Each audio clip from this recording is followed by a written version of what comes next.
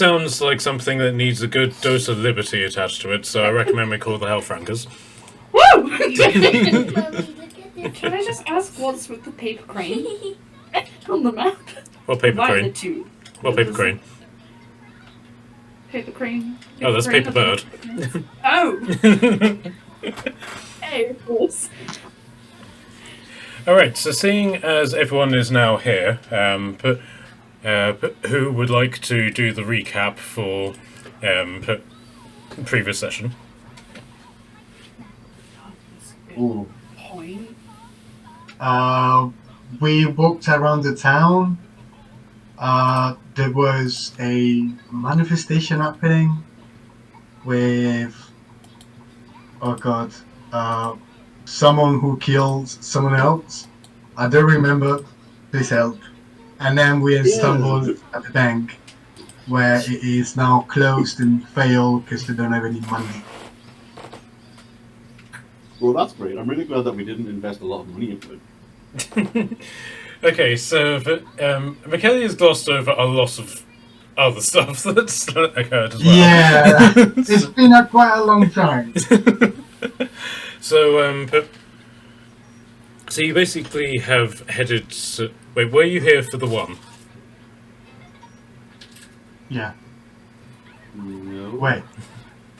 I The last- was, but I don't think... We were still in the skeleton village the last time I was here. Oh, wow. Okay, so you have a lot It's to been catch up on then. Which speaks a lot. Like, I've had so much just going on the past few weeks. My god. Do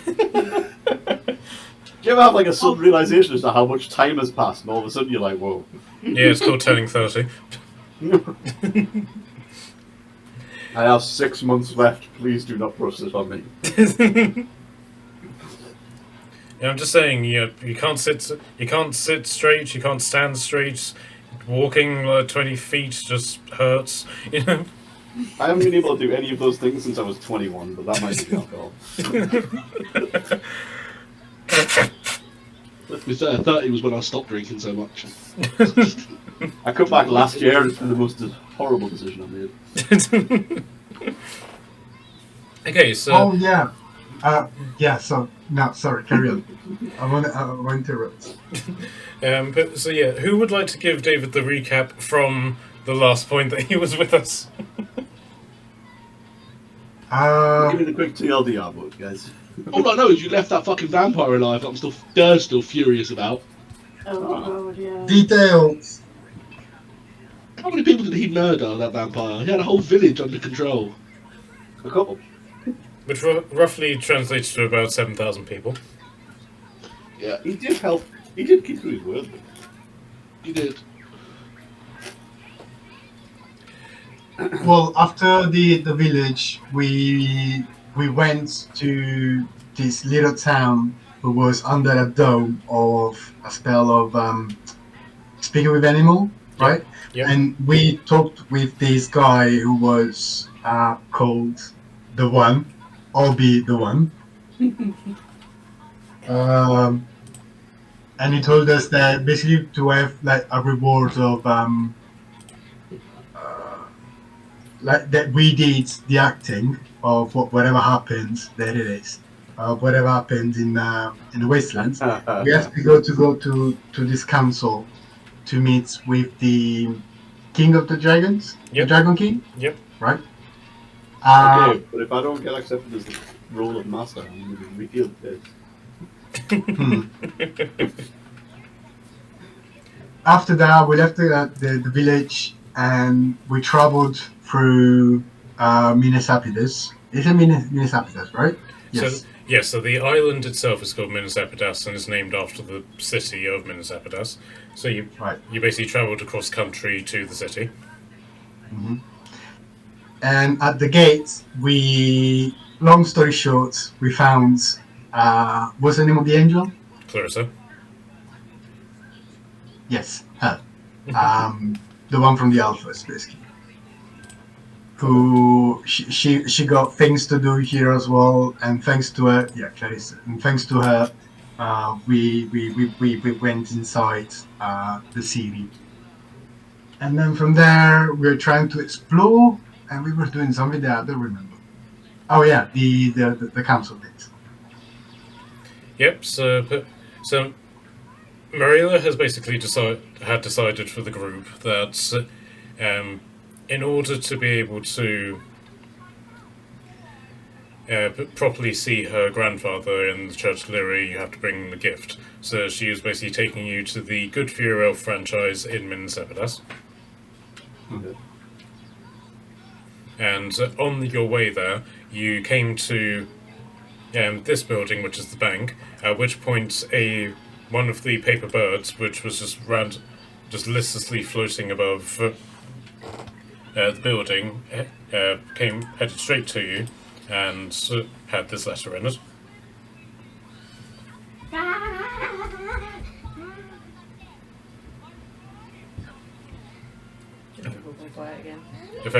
Effectively inviting you to see the bank manager in regards to your investment. I love that the letter is dated 3 days ago. That's my favourite part of that whole thing. A premium now inaccessible to non-investment accounts. Okay. And also, Onyx got ran over by a giant snake. What? How? How? Oh yeah, I missed that, but no, I didn't miss that. I remember now. How did you get run over by a giant snake? Technically, she avoided it, but the snake wasn't looking where it was going because it was reading a book, and and just sort of like went through the group, and Onyx managed to push everyone out of the way in time. None of the words that you spoke were what I expected to come out. Literally none. At all.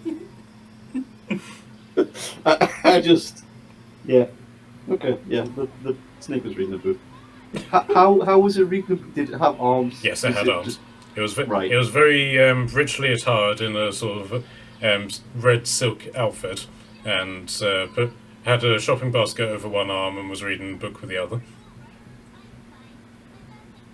Fair enough. Yeah.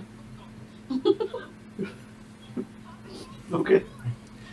And then, on a more sort of serious note, but as you were travelling, you saw that one of the houses was being raided by the local guards, who had basically found out that the occupants of said house were printing pamphlets that were declaring that the Crown Prince of Minas Epidas was dead and the apocalypse was coming. Yes. Okay. And they basically claimed there was false propaganda and urged everybody in the area to report said propaganda if they should come across it. Okay. Yeah. Yeah, that seems reasonable. I trust the city guards. Yes, because questioning the regime is tantamount to treason. Managed democracy and all that. Yeah, nothing shady in that. No. Okay, and also Clarissa has given you an albeit temporary but open invite to stay at her house should you need being put up for the night. Fair enough. Nice. Yeah, and Shallow also suggested for us to go to the Church of Lyria to seek a place to stay, basically. Yep. Instead of to go to hers. Yep. Now, it is entirely up to you guys, and yeah, more so than normally how D&D works, but I'll do a bit of metagaming. There is a very personal character arc for Morella if you do go to the Temple of Lyria, and it's something that I've been working with Charlotte for quite a while. So if you do decide to, not now, if you want to go to the Temple of Lyria, then we can basically just like gloss over that personal arc for the sake of the fact that she isn't here. But if you guys maybe want to decide to not go to the church until Charlotte can join us, then that's also an option. I definitely want to hear this story. Yeah, but she's not Personally. here. No, Yeah. that's what I'm saying. So like, we could go crash at Clarissa's for a night, chilling, killing. Hopefully not the killing part, right? Right? Well, these are alphas, and there's a Well- giant snake running around. Oh, true. And also, the DM and the DM's DM, i.e., wife, have also started to play multiplayer Baldur's Gate, and we now know the dialogue of what to say when the character isn't logged into their profile. Perfect. I can't wait. I commit to that. You observe Marilla dead behind the eyes, not at all there. Oh, boy. Does she have, like, does Morella have anything in the city she wants to do? Was Like, it? this is her city, right? Could she just leave for the night and go and do something? Well, Role player? Well, I'll keep her with you just in the event that you need to do like a history check, which she can then sort of expedite stuff to you. But she basically wanted to go to the Temple of Lyria to see her grandfather, and she wanted to, Okay. go to the cake store to get a gift for her grandfather in that regard. So you can still go to the cake store and get that, but in terms of actually going to the temple, I'm basically saying to you, it will be a bit of a non-event until Charlotte is going to be here to join us. Yeah, so we can just leave that till next time. We can go shop for cakes, I guess. Should we go talk to the banker? We are outside of the bank, right? Yes, you're outside of the bank, and this big mass of people that's in front of you. I keep on gesturing at the screen like you can see me. I don't know why I keep doing that. I instinctively am aware that you're like, I can see you sort of like generally like waving your hand around the group of people, like just like this group of people here, and I'm like, yep, I know that. I see you. But so yeah, this group of people here specifically, but they're even though it's like just a mass of people here, they are actually in a queue, which is effectively sort of going like this. Okay. So you can you can obviously join the queue, which doesn't really appear to be moving anywhere, or there are sort of like openings to each side, which just seem to be kept very deliberately for people to be able to pass through if need be. I will also say that there are signs outside of the bank, which are saying still allowing withdrawals, maximum gold limits, 20 gold. Mm-hmm. Now, technical question. Mm-hmm. Do we still have the spell of gaseous form? Depends if it's been the hours or not. Well, in terms of time limit, no, it hasn't. But it's only, I would say, you left at like 9 o'clock. It's now 12ish, so you still have it. But I don't know if you can reactivate it after you've turned off cloud form. It's just an on-off thing. You can just do it whenever for a minute. Okay, Just take a minute then to concentrate. okay, then yes. But yes, so you do still have it affected then. Can I attempt to just like wander on up to the side and like get somebody's attention to see if Okay. the invitation with the paper is able to just expedite this process? Because I don't want to wait in the line if I don't have to. Sure. I will, but I don't want to.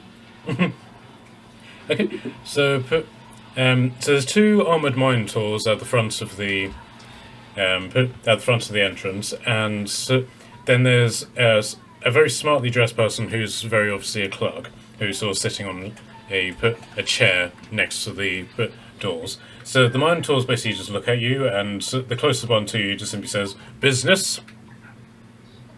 I'll say that I received the letter to come and speak to. What was the name of the guy? I had Tristan Dunce. It's not a name Yeah. that you've heard before. I'll just I'll say that I've had a letter to speak to Mr. Tristan Dunce. So they both look to the clerk, and the clerk, who is a halfling, you seem to notice that a lot of the bankers that you've seen in this chain are halflings, just on principle. the halfling is sort of struggling to get off the seat, and he jumps down, and he's like, of course, sir. Thank you so much for visiting our branch. May we get you anything while you visit our establishment?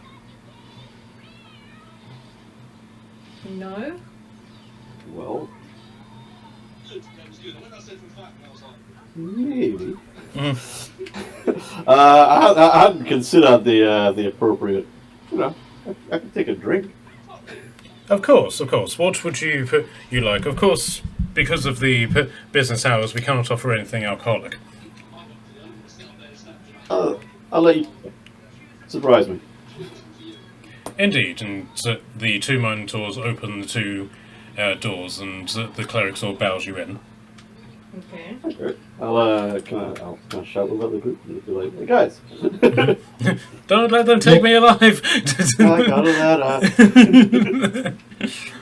Okay, so you head inside, and the first thing that you can establish about this bank is that it is a mirror image to the bank that you saw in Northwick. The layout is completely identical.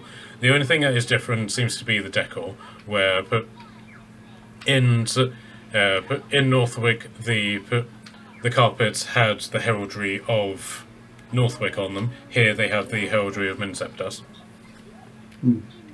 like a metro, all the same. Yeah, basically. Okay, so the attendants at the cashiers have queues that are running around about 6 people deep. But the clerk who was outside immediately follows you inside and simply says, please wait here, and immediately hurries off to the guards here. You can see that all the guards here are human, whereas the attendants behind the cashiers are all elves.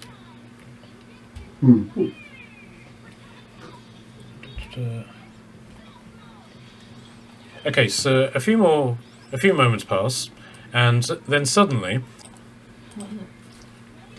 okay, so a very richly attired dwarf comes out, but dressed in purples, and he comes over to you and he extends a jovial hand to each of you. He's like, a pleasure indeed. Please step up to my office where we can discuss things with more privacy. Has anybody here offered you a drink? No. The clerk did on the way, actually. Indeed. Please follow me. And he leads you up this corridor, and the doors are being held open to you by the guards. Let's go in. Yeah. Okay, so Marilla and Torton. Okay, so he leads you up the stairs to the upper levels of the bank and into his office. There are only 3 chairs here, which he starts apologising profusely, and he basically just simply shouts, "Boy!" At which point, so one of the clerks from out here comes in. You can see this guy isn't a boy, but he's a halfling. He's like, "Bring me more chairs." And the guy basically nods and goes back aside. A few minutes later, more chairs are brought in. So, all of you happy to go into the office? Yep. Yeah.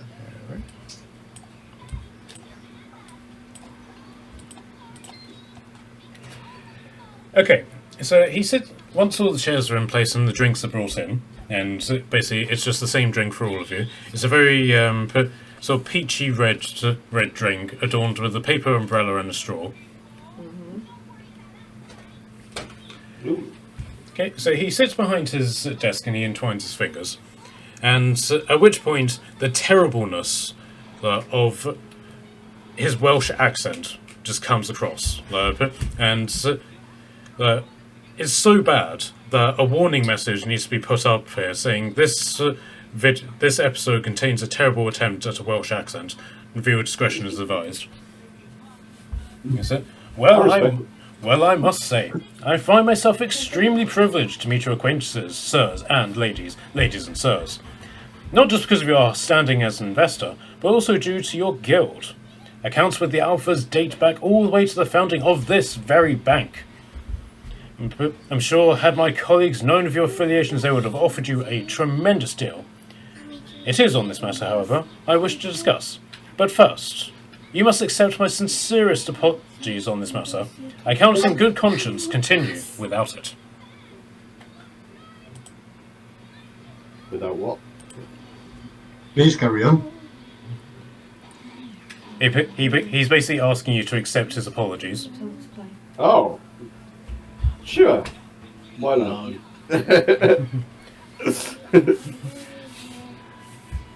Has Dad been in a bank before?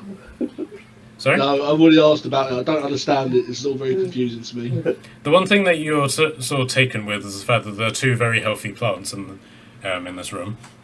I will go over and inspect. So, your account has seen some very healthy figures in it, and an investment of considerable amount to your name. Nay, many a peasant would claim that your amount of investment double a year's salary. As you obviously know, your investment was made into the Gold Minting Guild, effectively betting that gold would remain the currency of the realm. A solid and safe investment, if I do say so myself. You were made promises on the return on this, I assume. Correct. Indeed. But However, and this is where the story gets interesting. Since the lockdown in Epidas, the value of physical gold has skyrocketed. Gold has become harder to come by, and to buy gold coins in bulk now raises them from a cost of 10 to 1.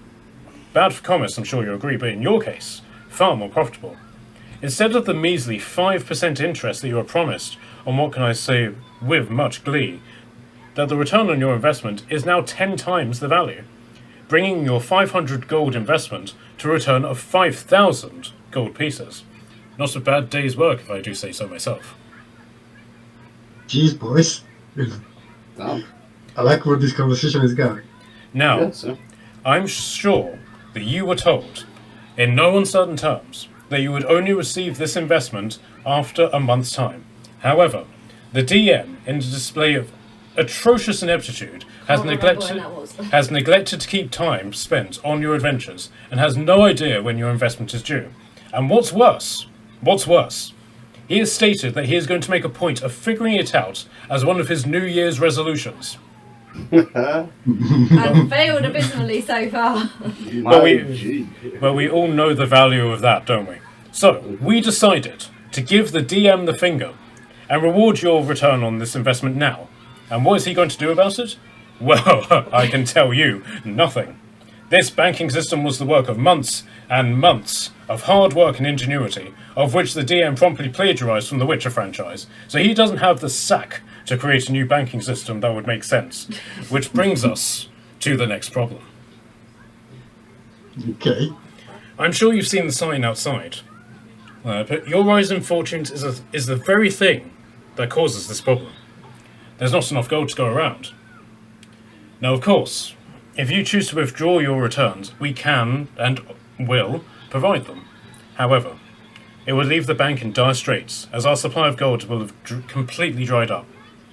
But also, if you keep your investment as it is, you will lose the current value, as the borders will be opening soon, and an influx of gold will come pouring in, thereby neutralizing the very thing that makes your investment valuable. Thus, this is what I ask you. I feel that I know you and I can call you friends, so I shall do so. This is what I ask of you, friends. And I am not above begging on this matter, but instead of withdrawing your winnings, you invest them in another worthy topic, investing the fuller 5,000 gold in this new topic in credit. You can then withdraw the gold at a time where gold shortage is far from the concern of the people. And of course my bank will happily engage you on your behalf to bring about these investments.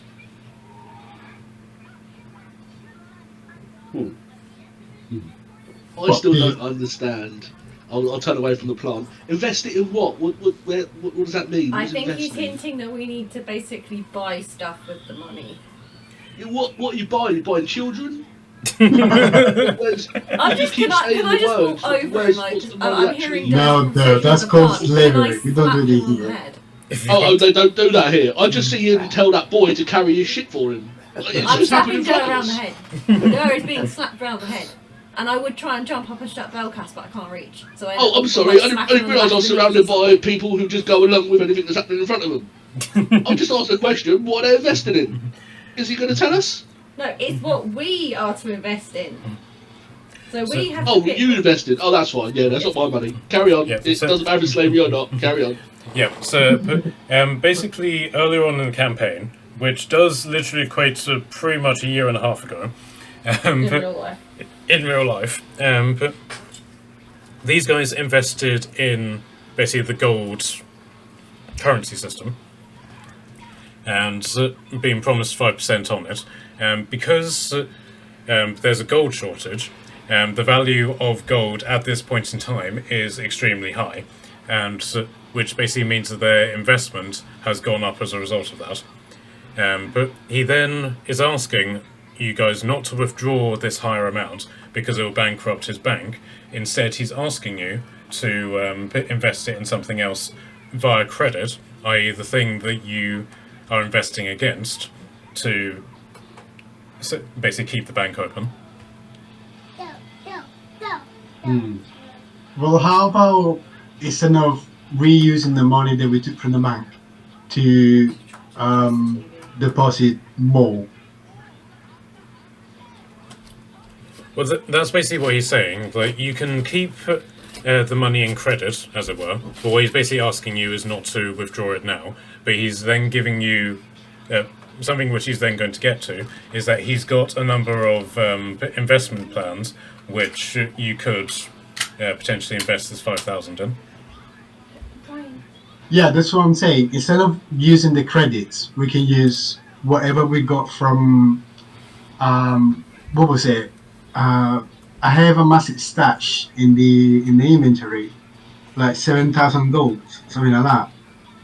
Yes, 7,100. Yes, that was the money Which that you stole from, or Docker stole from the casino. Yes.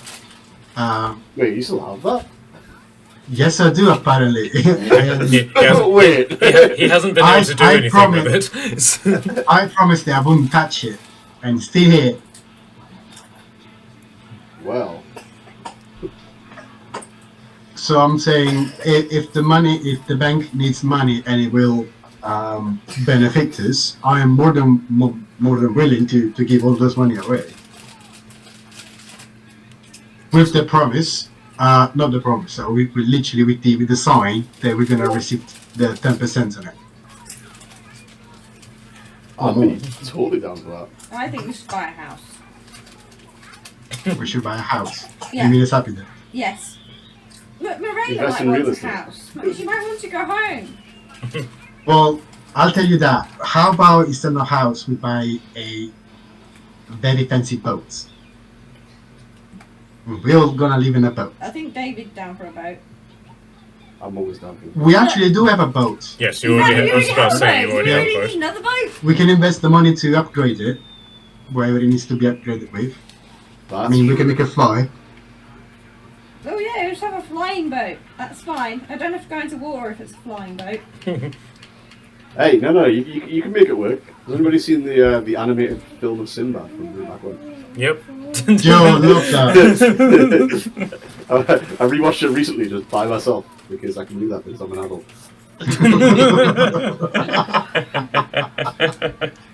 Okay, well, Dunce is basically just listening to you talk about this, and he pulls out a series of folders from his desk. And he basically says that, well, your offer is very appreciated and very, very welcome. But I'll be more than happy to run that deposit myself, and so I can tell you, the banking clans of Minas Epidas will be most grateful. But before we discuss any of the actual transactions, allow me to read some of these investment opportunities that have been on my desk for the last few days. Sure. Sure. I'm sure all of you are aware that there has been change of government in Aqua Veda, and it seems that the new government is all about the colour red, and so that means that there is a demand for red dye to replace the traditional teal-based uniforms that the Aqua-Evadan army originally had. We're projecting profits on this of an investment in this regard of up to 50%. Well, that is a big investment. Is that but- that because of the Red Paladins, right? Yeah, I was about to say, I'll let you do insight on that, but basically, he doesn't know what your relationship with the Red Paladins is. He's effectively saying that a 50% investment in the Red Paladins themselves would basically have the highest results. Yeah, no, I no. I mean, what options do you have that we can look at?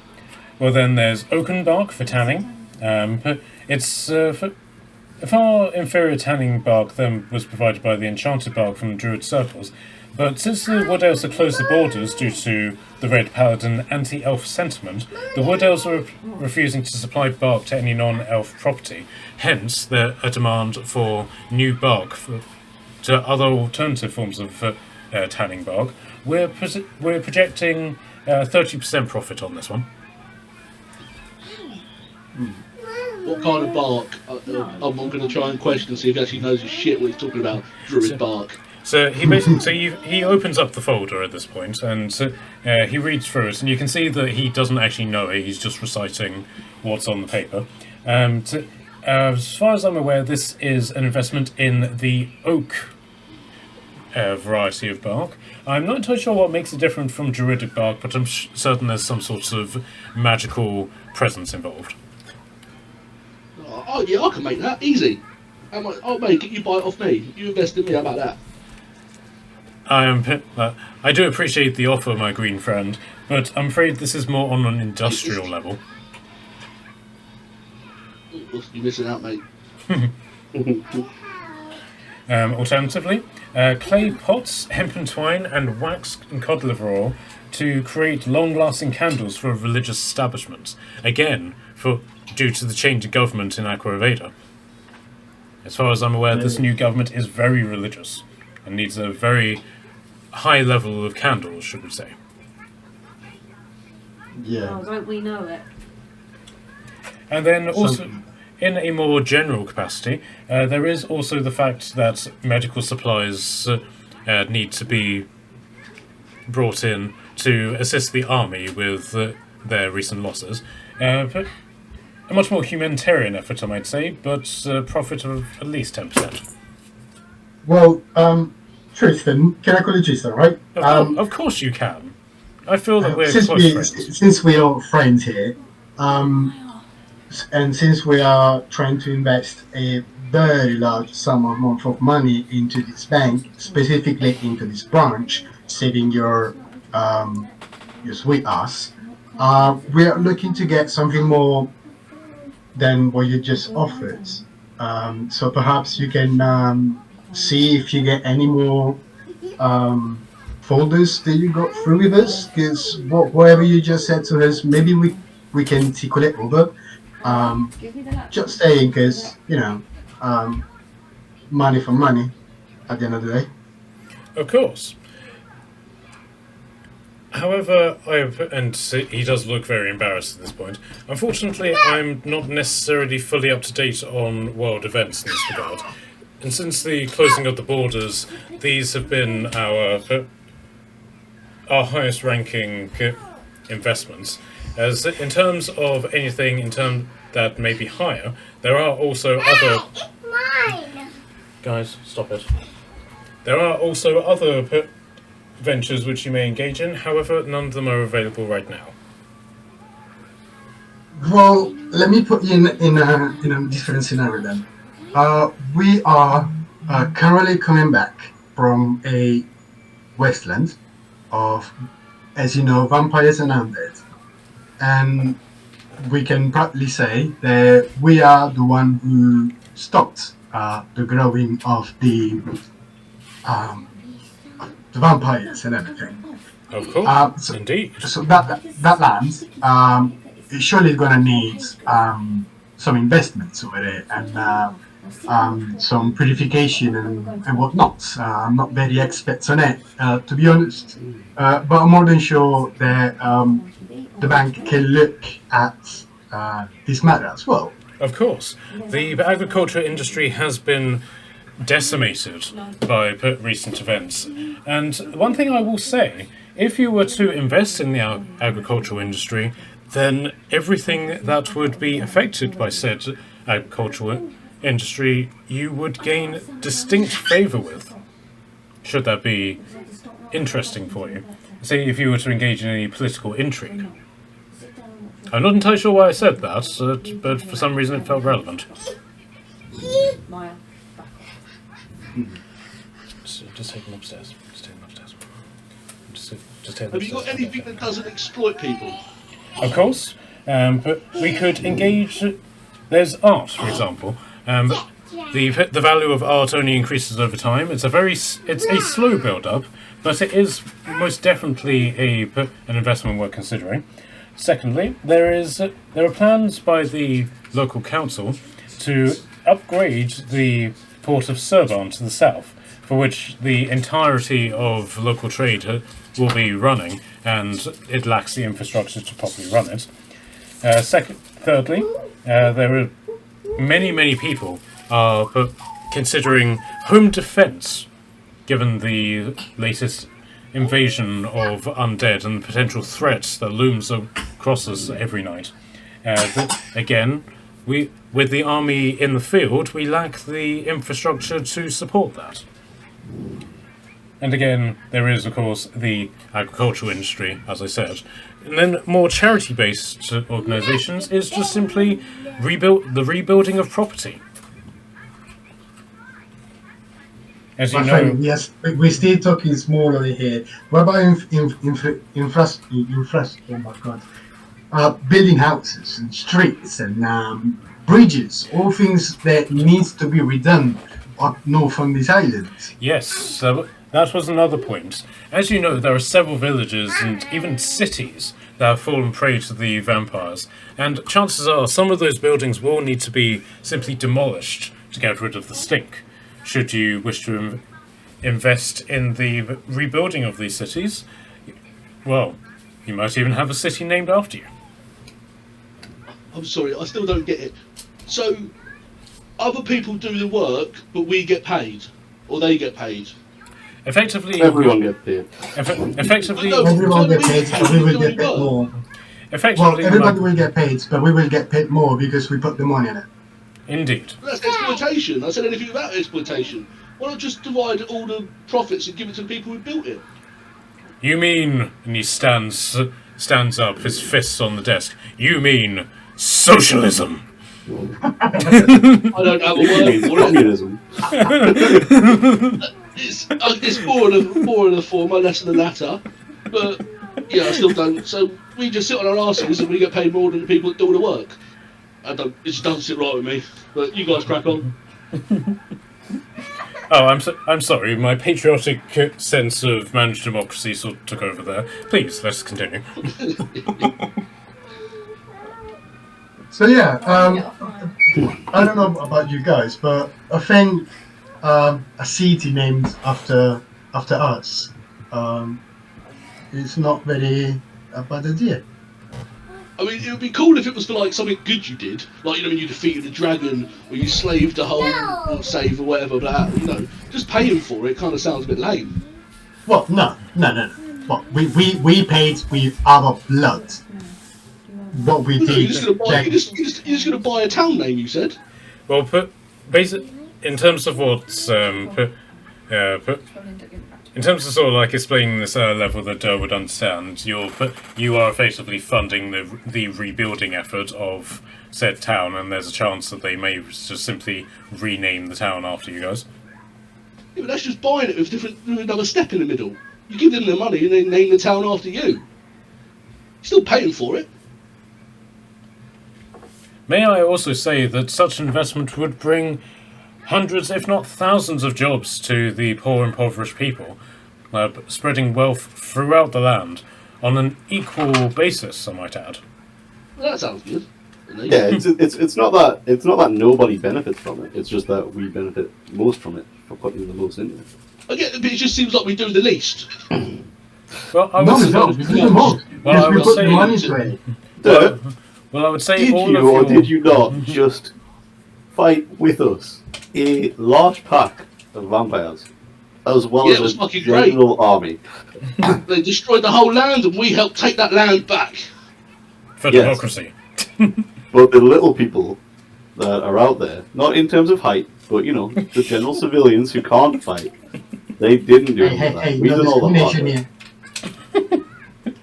Yeah. which I is get where that, we got but- the money from. So what they should do is they should name that town after us, because we actually did something there. That, Well, does that maybe make they sense can or do- not? Maybe they can name both after us. I mean, yeah, you know, if you want it that way. How about we make the plaza Der Plaza? I'm going to have my own place one day, but it's going to be a nice, lovely place full of nature and, you know, no need for gold. We'll make sure there's lots of trees. Yeah, that way, yeah. You should just do that anyway. It's good for oxygen, apparently. I don't know what oxygen is, but... You can help with some of the landscape. Right, yeah. The exterior design. If it makes you feel better about doing some of the work. I mean, it's more I just don't really understand what all the money's needed for. I just don't know what you want all the gold for. Gold What's to all get of more the gold. resource? Like, you just rode around and... How much money you got? How much more do you need? More. That's what I mean. You know, it just don't make any sense to me. You got a bit. What do you need more for? But I'm happy to come along and, you know, do anything where I can. Okay, so Onyx, you've been quite quiet during all of this. What's your take? I'm utterly lost. I don't know what happened, where we began. All I know is jobs and money, and I'm just here for a good time and people to be okay. Socialism. I don't get involved with money usually. I just get paid to do a thing. That's as far as Onyx goes. In this. Well, but basically your investment, which currently sits very much in the hypothetical digital money realm, is at 5,000. You need to reinvest that into something quickly, otherwise you'll lose that value, and everyone's arguing about what to invest it in. When did we invest? When was this a thing? Was this before Onyx joined? Or I think it might Yes, have that been, was yes. before There's a good Yeah, possibility that Yeah, it was you before. you joined the day after they did this because you joined after Padwin summoned the three-headed Cerberus. Yeah, Oh, so yes, we we were did. Did we never Oh, tell yeah. you about that? Surprise, you're talking about Paddy. He satanised the base instead of sanitised the base. Yeah, it was an After the accident. plague broke Potato, out. potato, come on. He was close, alright? We got several grenades that day. Okay. Yeah. So, what are the options of investing? What? The options that says Tristan's are to invest on the Red Paladins. And it's Yeah, very we're not- it's something that we've not really looked into it. Yeah, we're not going to give it to the Red Paladins. They're a bunch Yeah, of we're hoopheads. absolutely not investing in the Red Paladins. So. I'm surprised the So- elves are investing in the Red Paladins because the Red Paladins don't like elves. Well, this isn't necessarily the elves, this is him as the bank. You get my point. Yeah. He did mention that they are currently like involved in the government together, which is really sort of Weird. concerning. And then after that, he's basically got various things that you can invest in that he's done projections for, and then there are other things where it's more just like invest in this and you could get a good investment on it, you might not. I think we should invest in a chicken shop. In a like a fried chicken shop? Yeah, like an actual food shop. The amount of food we go through. What would the chain be if you started a chain? There is I hasten to add, a chain in Northwick, which was Kentucky Fried, whatever it is, that ends up in the pot, which was run by a Minotaur, but his shop got destroyed. Right, whatever. But unfortunately, his shop got destroyed in a werewolf attack. That's true. What's the what is there actually a construction like that is being available to invest in? Sorry, what was that? Jay was talking about like investing in like the building of a town. Yes, but there isn't a particular bond for it right now, but if you basically give Tristan the orders to basically invest in the rebuilding of Minas Epidas, he can basically wangle that to basically invest in building supplies, unskilled labour, transport, logistical points. Basically invest in every aspect that would be required in building a city. I think that would be the most lucrative, not even lucrative one, but even more like moral. Says Baraka says something like that. Hey, oh, it's wearing off a little bit, innit? I can see it. More like it will give us more. Proud as well, because we did that. You know, it's a consequences of what happened. You know, all the slaying and everything is not just a title, but also, you know, a name on a fucking town. And I will fucking love that. I think we should buy an island.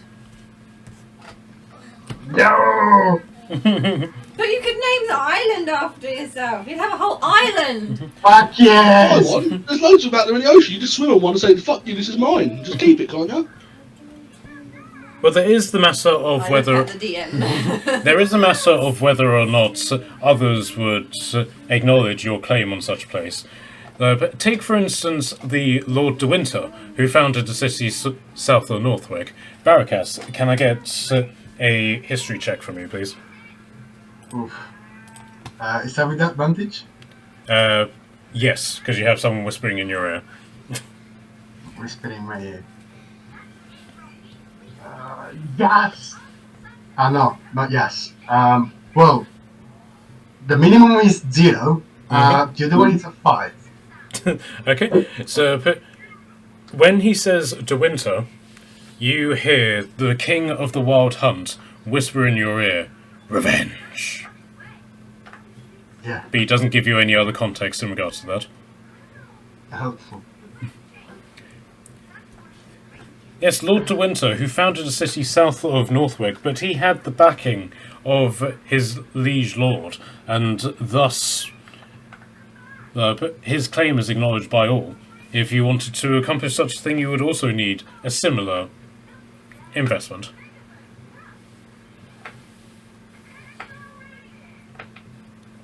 In full words?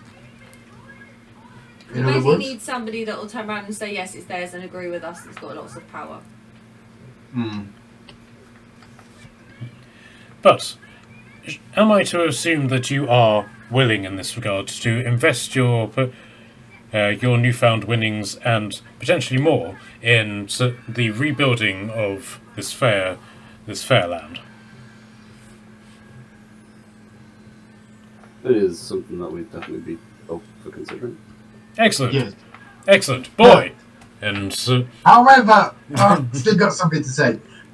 If we do that, we want a contract. We want a contract with everything that we said, with everything the provisional plan, and messages sent us that you're gonna send to us regularly with updates and everything that's going on, and a situation that an insurance that our name, the name of the outfits are gonna be there. yes, indeed, boy. At which point the clerk comes running in. Bring us contracts, bring us doublets and triplicates, bring us drinks, and bring me another accent. At which point the clerk runs out and brings in an entire massive wads of paper that are so high that they actually obscure him from view. And not being able to see where he's going, he's going to potentially run straight into Tordum. So Tordum is going to jump out the way. Yep, so let's do a dexterity saving throw.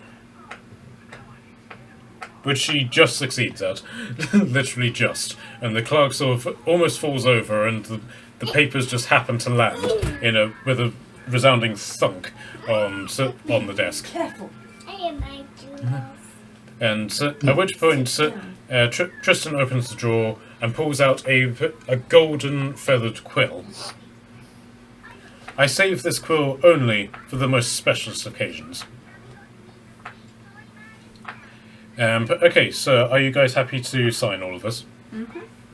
Before they start, I'll say, if you want, I can have a chat with his plant here and see if he looks after it and if he fucks people over on a regular basis or not. Up to you.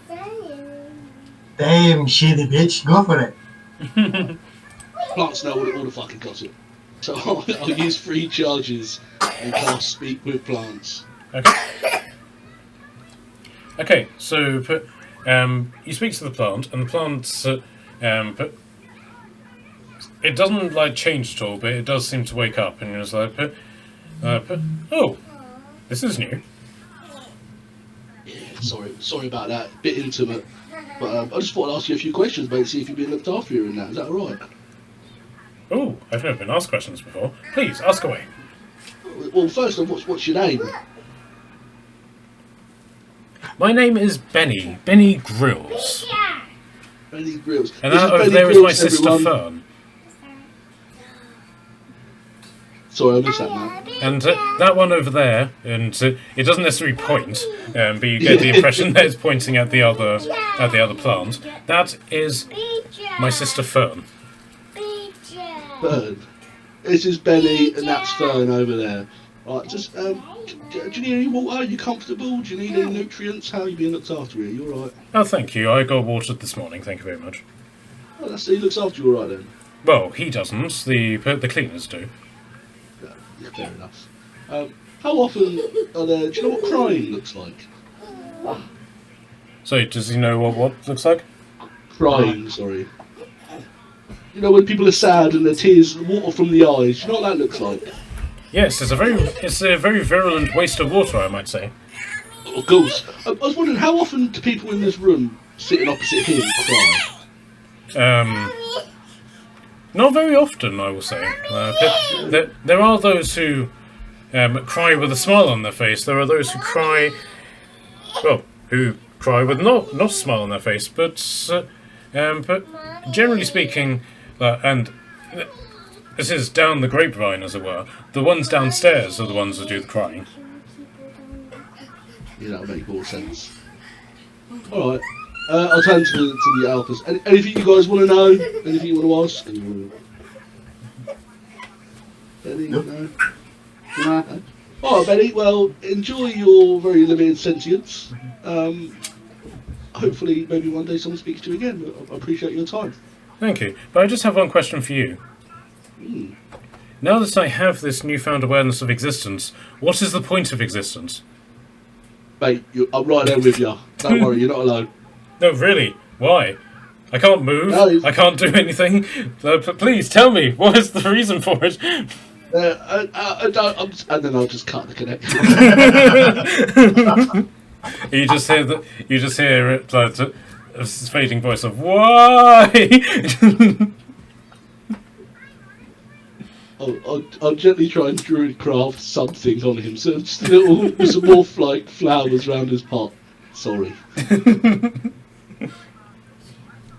Right, so the rest of you are signing this contract, and this is like the long-ass aspect of this particular encounter.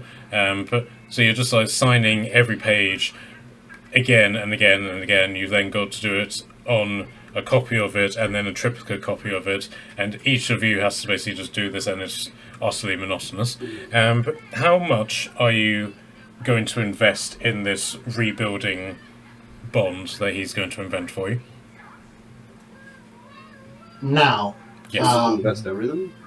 well, hold on. Since the money I've been holding them for all this time.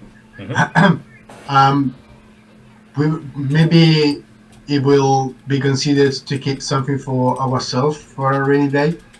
Since we're traveling a lot, it might be useful to keep something for us instead of just keep everything in. Yeah. But we've already practically said to him that you're going to at least deposit the 7k that you currently have. But whether or not you include that in this bond is another matter. How much do you have in total, you lot? So in the account at the minute is 24.5k. And that's just in the bank, not what you're holding on them. Yeah, that's just in the bank, and then everyone's got their own amounts of individual money. It's a lot of gold. It's a lot of gold. Give it some dude. Well, how about like 15 from the deposit and 5 from the treasure chest? What do you guys think? Dale's not investing anything. I don't care for gold. You guys sort this one out. I'm just here for the experience. Yeah. So you've got. Yeah, so you- not to be rude, these alpha matters. Yeah, yeah. So that you- makes more sense. So you've got 5,000 that you're already depositing from your previous investment. But is there anything extra you're going to do to that? Yes, the 5,000 from the previous. Yep. The 5,000 from the treasure chests. Okay, so you're now at Um, 10k. What do you guys think if we touch our holding as well? Take like another 10 or 15 out. Guys, Yeah, actually, out of the account itself. yes. Yeah. Well, he was asking was like the whole point of this was that he was asking to like not take anything out of the account, wasn't it? Well, but you will be able to invest money that's in your account because it's in credit. It's effectively digital money, as it were. Basically, where the shortage is in physical cash.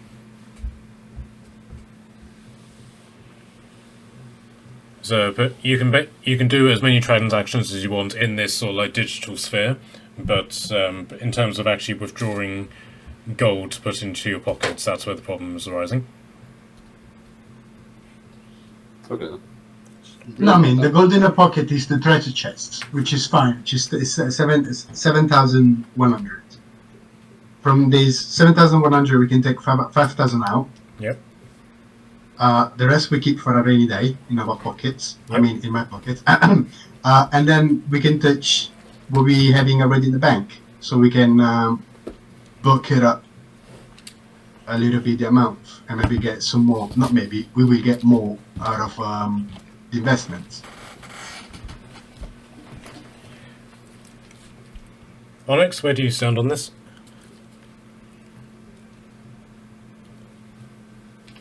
Honestly, like, if something bad happens, it happens. C'est la vie. I'm sure we can figure something else out after that. So fuck it. Why not? You live once. My guy. Okay, so do you guys then What? want to take 10 grand out of your bank account and put it into this investment for a 20k investment? Seems like the most reasonable thing to do. Okay.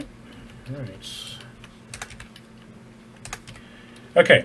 So with all of this transactioning in place, your bank account balance will be put at 14,500 gold, and the investment will be at 20,000 gold. Correct. Investment for rebuilding the cities. Okay, so he gets out his stamp and he's sort of hovering over the thing just to do like a final. Are you sure you want to go through with this? Click yes. So You know, terms and conditions. so Tordum is going to press quick save, and okay, so he stamped that, and that is now in. That is now finalised. Cool. Okay, so a clerk then comes along and effectively takes 5,000 gold from your pouch, and then takes that downstairs along with 6 guards who are literally just walking around him as if they're like protecting him from a sniper, and he basically takes that down to the vault and adds that to the bank's treasury. So Dunn's basically just sort of slouches in his chair and he's like, "My word, that is a day's work, if I do say so myself. My friends, you do not know how much you have saved me. This bank owes you an eternal debt.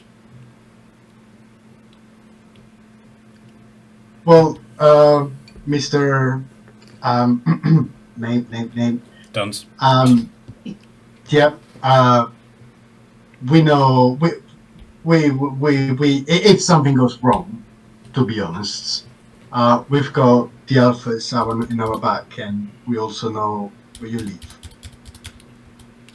This is not threats. This is not a threat. Just a side. This isn't a threat. It just sounds threatening. I don't know what you guys talking about. I'm just saying some precautions. That's all. Just covering up our bases. Indeed. But there is one thing that I will do for you. I've been able to put 2 and 2 together in the way that bank managers do, and I can see that your journey takes you into the land of politics, of voting, and declarations of intent. And I can tell you that whatever your intent is in the political sphere, know that you will have the vote of the banking guilds. That is very good to know. It is. And also know that every other guild in the city, nay the world, will pay attention to what the banking clans do.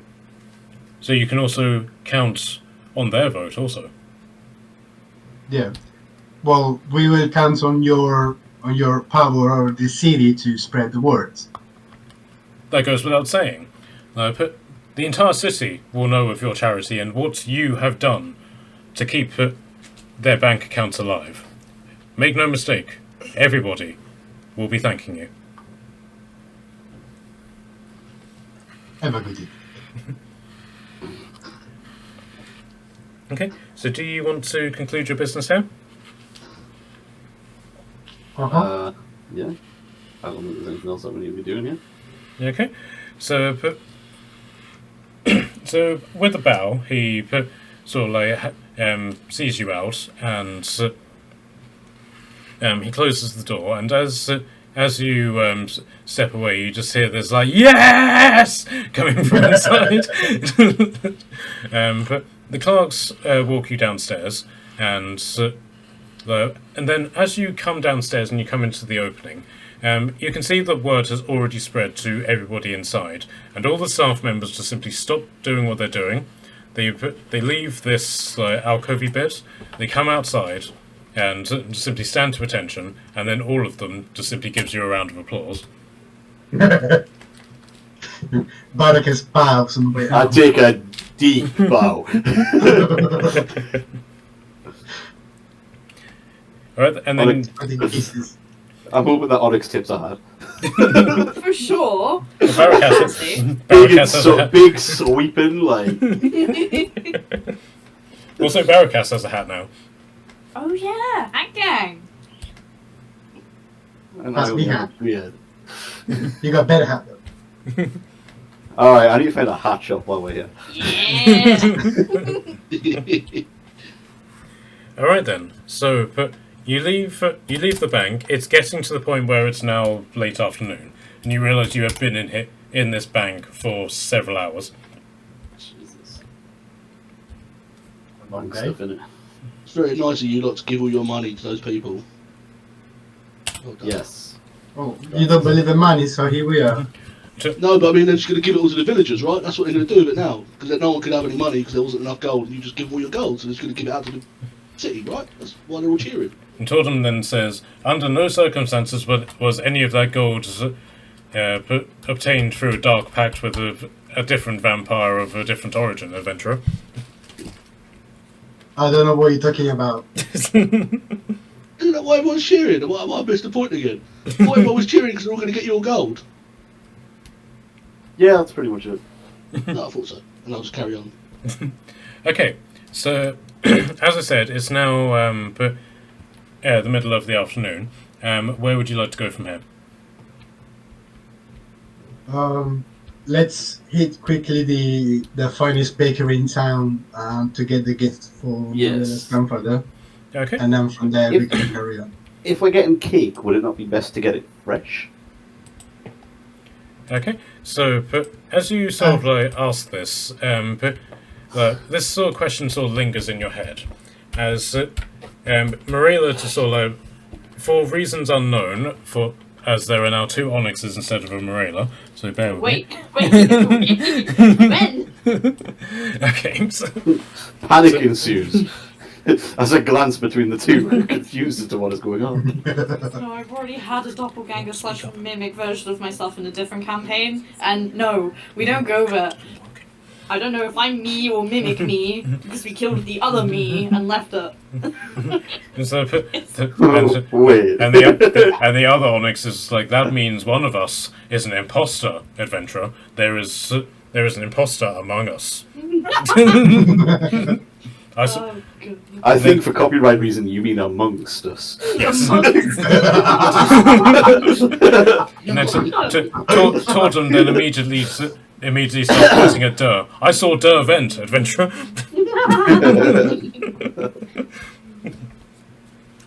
He does seem sus. Okay, so Marilla leads the way, and despite the fact that Marilla didn't know that this franchise existed prior to her discovering it in Northwick, she knows where to go in order to find this franchise. And so eventually she takes you slightly up the hill to a building that is standing alone in this in like the urbanized concrete area, and it's 3 stories high. The last Good for Your Elf you went to was effectively the equivalent of a patisserie Valerie in the high street. Good for your elf. This is M&M World. Oh no. Fuck Eminem, I want Gale. This is 3 stories of cake making, cake decorating, cake eating. 3 stories of lembas cake making. Oh wow. Cake and bake. The bottom floor seems to be devoted to the actual mixing of like cake batter, different techniques and stuff like that. Second floor is designed for sort of like toppings and icing, decorating, that sort of thing. And then the top floors appears to be some sort of like VIP tour office areas sort of thing. The one thing that you also notice, despite the fact that this place is busy to breaking point, put the NPCs in just simply so you were able to walk around, you notice that this place is protected, but not just by guards, but by guard drakes. What? That's so cool. And in that regard, Durr, you can also add a red guard drake to your wild shape list. Very cool. So but you can see a blue one that looks like this, and the red one that looks like this. And these are basically dragons that are the size of a horse, but don't have wings attached.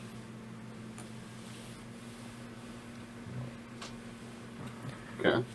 Okay, so you head in and you open the door and you're immediately just like hit by the overwhelming just smell of freshly baked products and like sugars, spices, like all the different types of flavors that you can think of.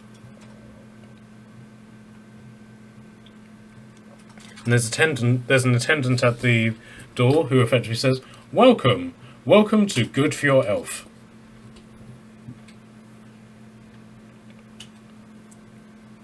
Oh, thank you. We're looking to to buy a gift for a very special person. Well, you come to the right place, but everything that you see is for sale. Well, I'm seeing you as well. Unfortunately, I am not for sale. That's not everything. Well, that seems misleading, doesn't it? Right. So, if you're looking for something of the showstopper variety, and he gestures at these ginormous, effectively roast turkeys that are along the side next to him, and you can see as somebody cuts into one of them that this is effectively a 2 feet by 3 feet cake that's made to look like a cooked turkey. Right. Oh wow. Do you offer delivery on time slots as well? Of course. Why wouldn't we? Cool, sorted. Now, Like that. now, I assume that you understand the properties of lembas cake. Lambo. Lembas cake is what is good for your elf sales. These are effectively cakes that count as a full day's rationing. And does it Sounds pretty spoil? handy. No, it lasts for a surprisingly long time. Each cake has roughly about a month's worth of expiry life to it. How big are they? It depends on what sort you're looking at. And he basically takes you over to here. And this is sort of like the travel pack variety, and this is basically what you guys are used to seeing. They're basically cakes that... Have you ever tried baklava? Yeah, They're basically that size. snack bite. Yeah, Okay. so snack bite cakes, and the idea is you eat one of these, and you've had your basically 3 days, so 3 meals worth of nourishment in this one cake. Like average bread in Lord of the Rings. Yes, Cool. except it's cake as opposed to bread. Yeah, because everybody loves cake. Fuck the Yeah. bread. Did you say everything's for sale in here? Yeah. Yep. How much if I want like a little bit of everything? In all honesty, that'll probably come into the range of possibly 1 million gold. What if I just want like a little slice of everything? 1 million. Yep. But from what you guys can tell, and for those of you who were in Northwick, I'll let you do a history check.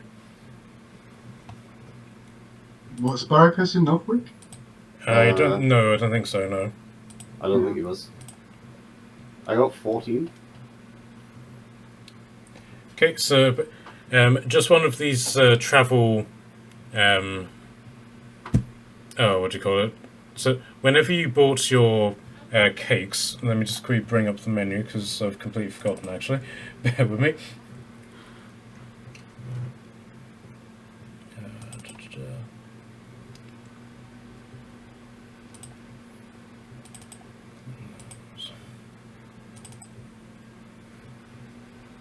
Nope. Damn it. Sorry, I'm opening all the wrong documents. Bear with me. Take your time. Okay, so it's basically 20 cakes for 1 gold.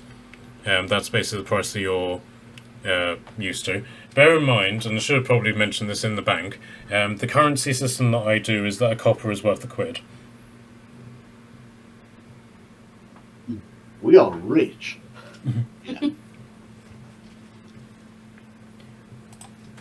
So for the purposes of your investment, you have put 20k times 100. You put 2 million into the 2 million quid into the rebuilding of the cities. Oh my fucking god. Players. Hey, we're pretty good at this. Well, do you know what? That's a lot. I'm just gonna have 10, and I'll give him 100 gold. And then just start picking Is it- things up. Is anybody going to try and stop him from doing that? Yeah, no. This is not how it works, buddy. I don't. Yeah, I'll give him gold, and he gives me food, right? That's cheap. Yeah, These are but magic cakes. Magic, you heard him. you know what? Your money, your fun. You're gonna stick with it. I was gonna say, like, part of me feels like I should, but he's just so excited about it. Yeah, you're kidding. Yeah, let him have some fun. He wants to spend. Don't worry, I'll get one for each of you, and I'm just gonna go and start grabbing things. Okay, so the people take the money from you and basically give it to this guy over here to basically handles all the seemingly the cashier stuff. And you basically go on the tour of this, and it's effectively like the first scene from Willy Wonka's Chocolate Factory. where like you got the guys like singing in the sweet shop, and this is the one point in the entire movie where he was a nice guy to anybody. I turn around and go, look, 100 gold bought me all this. I know what money's worth. And I'm just going to carry on singing and dancing and running around. So in this particular room, this is more of sort of like the pie-based stuff, but basically it's sort of like a demonstration room where you've got the pies, and in each of these pictures, you can immediately recognise that these are healing potions, and you then play, or kids can basically play a game where they fill up the pies with healing potions, and you then slice them up, and you effectively have health potion infused pie slices. Nice. But then there's other sort of like pies and just like general round cakes, which are but just like on display, so like wedding cakes, birthday cakes, the usual sort of thing. But you poke your head in here, and you can basically see that they've got this like really massive vat, which is just filled with cake mixture, and sitting at the top of this is a Minotaur who's riding a bicycle, which is linked to a giant whisk. Wow. And he's just What like, in the stuff factory have you come up with here? and he's just churning out just like gallons and gallons of cake mixture. You then go up to the. You've got there for hours, mate. How long are you up there? What's your name, sir? Sorry, to the Minotaur, did you say? Yeah, are you up there all day? How long are you up there? Sorry, I'm Mike Wells eating. Are you up there all day? How long do you stay up there? Put 8-hour shifts with put 3 half-an-hour breaks. You must be fit. Make sure he gets 10 of that gold, and I'm just going to carry on running. Okay, so Jerry will. so the put. His name was Minrax, by the way. But you go up to the second floor. The layout is completely identical, and you sort of get the feeling that identical layouts are basically what the elves are about. The only difference is that on this floor, it's more to do with icing. So you see people like spreading icing onto cakes, but dipping chocolate lollipops into icing, making like concentric patterns and stuff, and you can see, but you recognise a lot of the patterns from like your druidic magic. So with the icing, they're doing the somatic components of spells, and you putting 2 and 2 together, you can probably guess that if you had this cake, you would simply need to say the magic word, and it would cover the somatic component for the spell if you wanted it to. Ooh. Guys, have you seen this? They've got spell cakes. This is new. So Would it cost a spell slot? no, this is effectively a cake version of a spell storing ring. No way. So you so you basically just simply hold the cake and say the command word, and it will cast that spell. What kind of spells you got? But we tend to avoid going anything higher than level 5, but simply for the matter we don't want the cake to explode. But anything up to level 5, we're more than happy to do. We take custom commissions, of course. Whoa, level 5 guys. That's very interesting. And that goes with any kind of spec, right? With anything. Yes, any type of spell. Just And how much do each of these cakes cost? They're going to be expensive because they're, spells and stuff. Yes, add to the fact that this is a lambast cake as well. And he basically he goes through a various sort of pricing system, but it basically works out that it's 500. It starts off at 500, and then every higher spell up to level 5 is an additional 250 gold. Oh. That's Pretty cool. expensive. It's a free spell though. Says Yeah, the but druid it's to the good- warlock. It's more worth to buy a scroll instead of a cake. Yeah, but you can't eat a scroll. Yeah, you got a point. You know what? It's alright. It's not like we're millionaires. you, We're uh, millionaires. Don't worry about it. Like, can you eat the cake after you use the spell component? That's the real question. Of course. Like, can you use both? Of course. Once the spell has been used, this simply turns into a glamorous and wonderfully crafted cake, but cake nonetheless. Huh. Interesting. We routinely get orders for birthday cakes to be able to cast dancing lights, for example. Oh, that's cute. Yeah, that's cute. That's a good idea. Okay, And so how does it work in terms of keeping the concentration up? in terms of the concentration, the cake just simply, as backwards as it sounds, would do the concentrating for you. Damn. But unlike as we will be able to do as sentient beings, there's no turning it off once you activate it. Oh, in that regard, we would most certainly. We have a policy that we do not allow Cloud of Daggers to be cast on these cakes. I bet that Yeah, makes for a that'd pretty be fucked horrible. up kid. It's birthday party. Many adventurers have died with that spell, so we don't do it anymore. But Wall of Fire is on the cards. for, Just ask for respect. for decorative purposes, of course.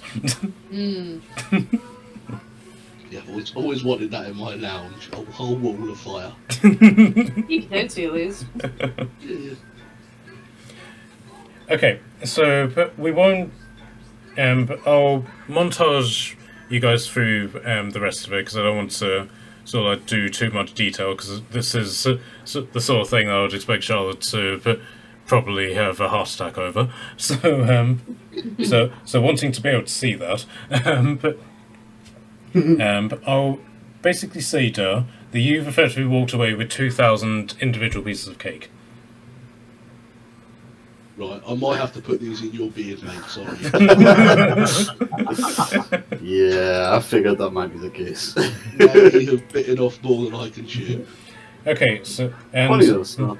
and doing the math, you can see that they have been honest about this. They haven't just simply taken the 100 gold and just given you exactly what he asked for. They have calculated how many pieces of cake that he has been able to get, and they basically allowed that to occur. Tell you what, I should walk around the city and just give them to people. Do you think they'll take them, or do you think they would be weird? There probably would be an element of you guys being weird about this, simply because but Lambus cake is one of the most prized cakes you can potentially get. We're not going to eat 2,000 cakes, are we? I don't know about you. You might not. I tell you what, I'm not. I tell you what, because I bought them, keep half of them in here, and the next 1,000 people that come and buy a cake, give it to them for free. You do that instead. That's cool. Mate, do you know what that is? This is something that we do in Naples. We buy 2 coffees, one to have for ourselves and another one to whoever comes next. And that goes on and on and on. Yeah. Oh, Yeah, I'd it's like a to do little that, thing. please, if that's all right. Yeah, so if you're basically if you're effectively asking them, can they effectively do like a food bank for the city, they're more than happy to do that. Yeah, and tell them, courtesy of Durr, I want that name spread about. Duh. The who? Your roof is on fire.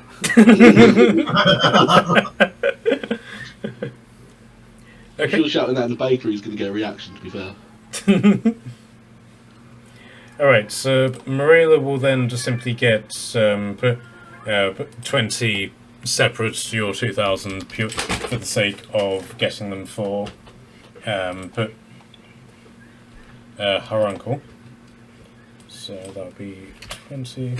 But lembas cake is actually an item in the that you can buy as well, so you can add to your inventory.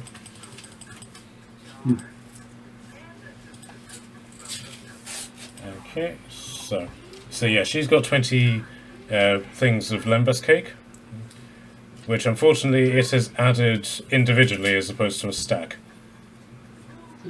So I'll work that out later. So at this point it's getting quite late. But it's the sun. When the sun sets here, it sets brilliantly. So the entire city is just blanketed in this red and amber glow, which just radiates around.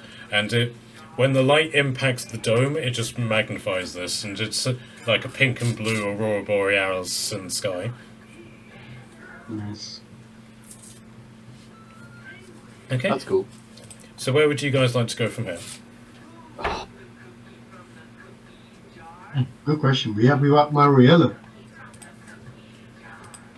Well, it basically comes down to where do you guys want to spend the night?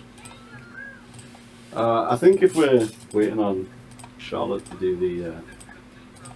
I almost called it the Chantry because I've been playing all the Dragon Age games recently. That's Temple. That's the word I'm looking for. Yeah. Like maybe we should just spend the first night at Clarissa's. Yeah. Okay. So, but Clarissa gave you her address whenever. But yeah, she gave you her address whenever she sort of like took flight from you guys. So you effectively just simply follow the directions, and you eventually arrive at what looks to be quite a small building, but you're expecting something much larger in comparison, and it's effectively a second floor apartment, but in like this sort of smaller house the smaller building that was once a house. This is nice. Did you say she had some grass outside, like a bit of a garden? Not really. You're in a heavily urban environment at this point, so it's all concrete and other stuff. And I just realised you got your old token there. So bear with me. There we go. Right. Oh, cute. So you put. Do you guys want to head up the stairs and knock, as it were? I guess. Yeah, let's do To this. be polite. Okay, so who wants to actually do the knocking?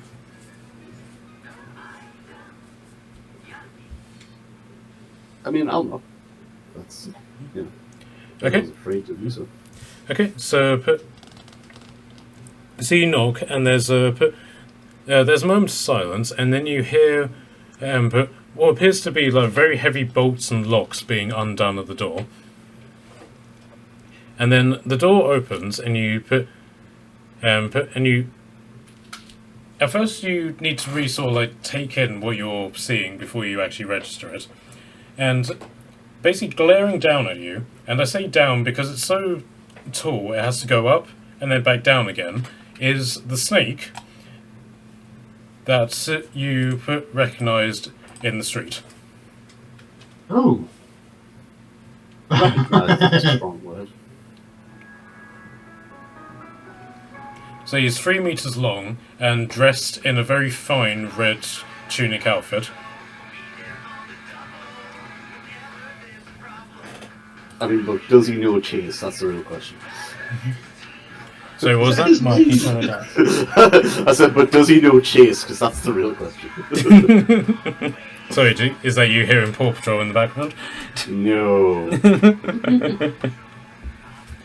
So he then says, "Yes." You ran over my friend and we're here to see Clarissa. What do you want with Clarissa? I have a forked Yeah, but tongue. I can't pronounce my She offered us a place to stay. At which point, Clarissa sort of shoulders her way past him and is like, just ignore him. He's just being possessive. Come on in. Possessive? Is he your partner? I don't know how to approach this situation. Well, I'll allow you in inside. I usually find stumbling through is the best way to try and approach conversations like that. Just have a go. Just have a cash.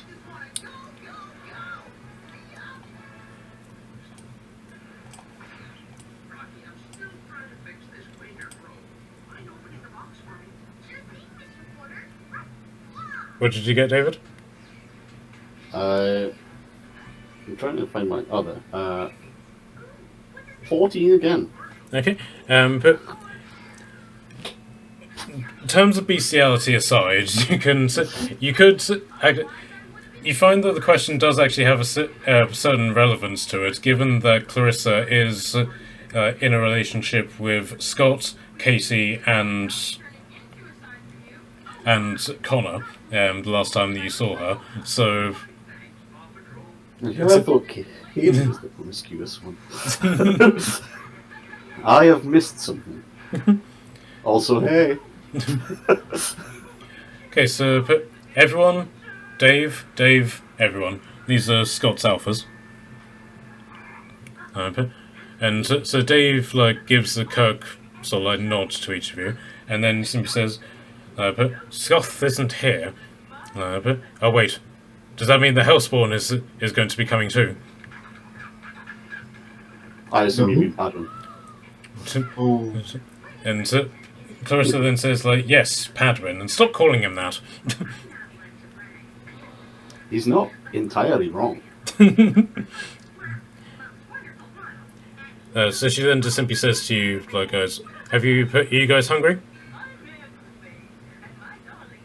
how about a bite? Okay, so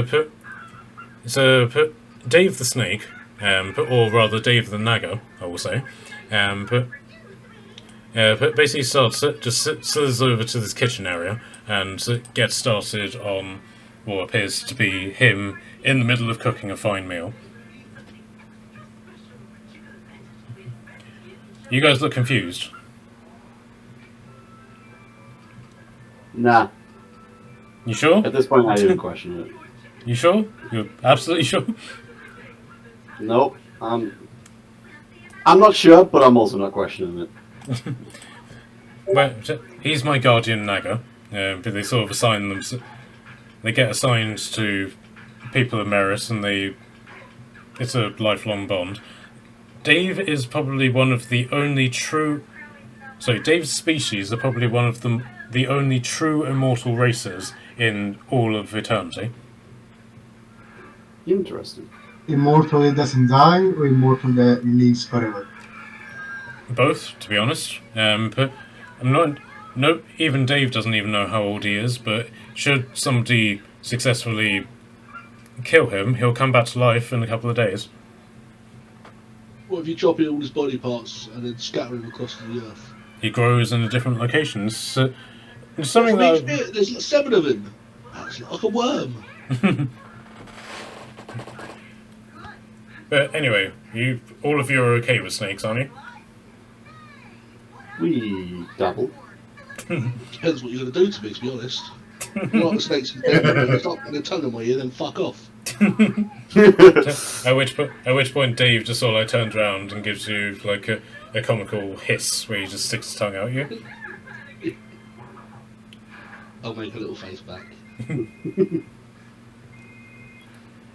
Okay, so this is effectively the place where you will have your long rests. Is there anything that you guys would like to do while you're doing that? Not particularly. I've got nothing really planned. I will gladly share one of my finest bottle of wine with everybody. Okay, so So Dave appears to have made some sort of very richly a basic piece of chicken with a very rich white sauce, with very artistically created rice, but they're all shaped into different things. But he then sort of like does artwork with soy sauce on them. So in the case of some of you, they're rabbits. In another case, it's a duck. In another case, it's what was the other one I said? Dog. Dog. Yes. They're all sort of in the same pose, but he's like drawn on ears or done the face so it looks a little bit different, that sort of thing.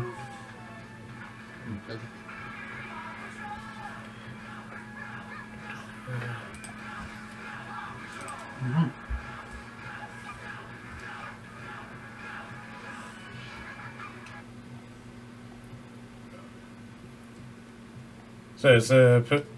So I probably have already asked this, but is there anything that people would like to do while you're here? I would like to ask Clarissa, Mm-hmm. what was the urgent matter, not really urgent, but the matter that she was attending to before she was coming in? Or the matter that there was something that she was doing while she needed to come here or before, like, do you know what I mean? Yes. Yes, cool. That's a rather long story, and not really, but one that really makes sense. I'll be perfectly honest. But I've been in Dripsir for the last week or so, helping the people there fend off the demon invasion, which has been creeping through. It seems that portals to the Nine Hells have opened, and various demonic forces are starting to seep through. Casual stuff then. Yes, very casual. But so far, the local militias have been able to fend them off, but without any real assistance, it's kind of unclear as to how long the people there will be able to last. And in terms of what the rice looks like, it's in Discord. Oh, yeah, cute. That's cool.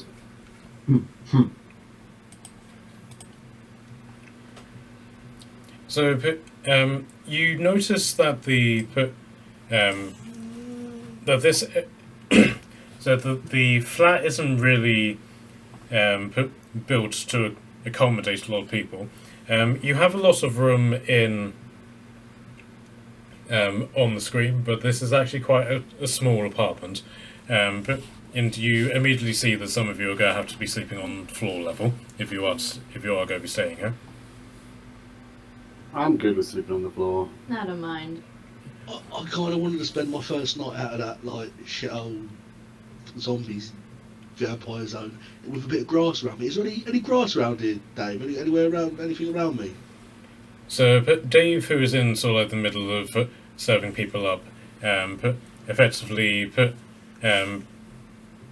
nods and finishes serving people up and slithers through this door, and you can see that the door is substantially too small for him to just immediately walk through. He has to actually twist himself round and actually slither in, and he basically brings in one of these barrels, carries it over here, and you also see that carrying heavy things is very easy for him, and he just simply empties out, and he's effectively got fresh soil, which he just sort of scatters out onto the floor. Yeah, but what I'm going to do might sort of tear this house in half. He then so he thinks about this, and then but effectively gets what is the equivalent of the Minister Party's A to Z, and effectively finds a local park for you to that's down several roads down. It's just like a little green area where people can walk their dogs, that sort of thing, and suggests that you go there. Perfect. That's grand. I'll walk down there, guys, and I'll come back in the morning and find you. Sure. No doubt. Very Do your well, thing, man. adventurer. Yeah, I'll walk off to the park. Okay. Right, so as you so Clarissa starts explaining this over the course of your dinner, where she effectively gives you the lowdown of what's been happening in Drips here. At the moment, it's fairly low-level demons are coming through on a daily basis, and so far, so the kill arrival ratio in that regard is effectively 1-to-1. None of them are really getting through, but now over the last couple of days, larger demons are starting to come through, and they're starting to inflict casualties against the defenders there. Where is this place? Okay, so Dave then basically gets up a map of the Clinging Isles, and wait, how do I? Sorry, one sec. The folder that has the map in it is a different folder than this one. I don't actually know how to bring you guys over to it.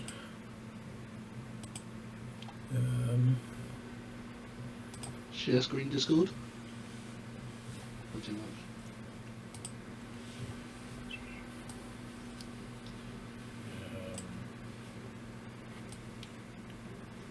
Don't know. No. Right.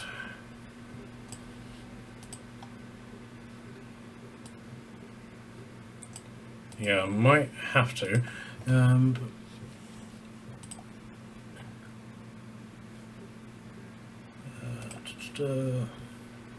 Share screens.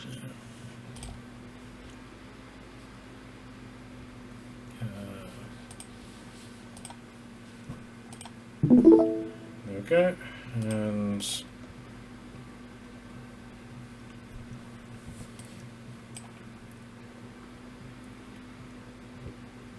yep. So Dripsir is this central town here, or island here. Yeah. And for those of you who have been in the Clinging Isles for a while, you know that this is the sort of like the religious centre of the Clinging Isles. Every religion, every culture has some sort of shrine or temple in this area. Did you redo the map? Yes. It looks much better. Thank you. My man's skill. Yeah, bro. Yeah, he got skills. We can do about it. But yeah, I had to cancel my subscription with Dungeon Folk, where the map was originally done. And what I didn't realise was that it wouldn't let me then access the maps which I had previously done, because there was like premium only content in it.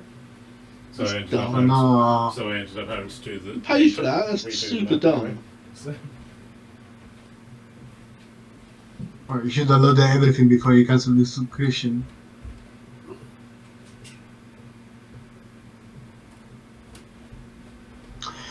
So, is this just one part of the world, right? Yes, this is basically just a series of islands that but it's in the middle of the ocean that Faerun, the D&D land, exists in. Basically, if you travelled northeast for like 2 or 3 weeks, you would eventually arrive at the Soul Coast. Oh, yeah, we talked about it. Alright, so those demons are showing up in the most religious area of the Clinging Island. Yes. Yes. And in relation to you, McKelly, this is also presumably the current location of Turek. Yo, what are you saying? Wait. Who's that? My man's cooking.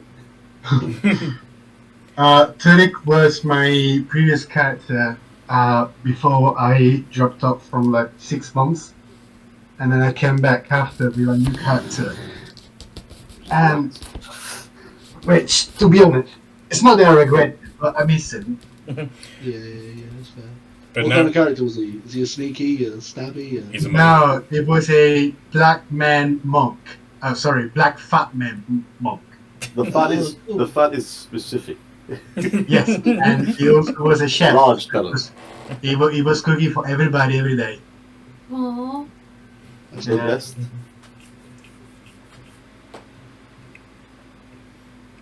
But What yeah, the fuck is he doing there? How did he get there? So the monastery that he came from is one of the monasteries in Gypsy devoted to the god of death. Yes. But whenever he found narratively, whenever he found out that the temples were under attack, he then decided to go to Dripsir to help defend them. So NPC Turek is doing stuff. Man. Is he an alpha as well? Yes. Yes. Yes. Nice.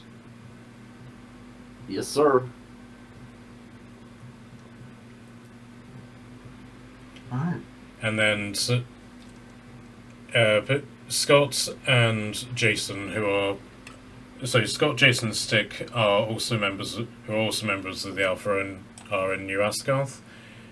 Jen who is the leader of the Alphas, is in Northwick, and Casey, with her newly banned recruited Alphas from the Gladiatorium they use set fire to, is in Let's Aquaveda. go. They're in Aquaveda now. Yes. Nice. They better be looking after my crew that the king goes with.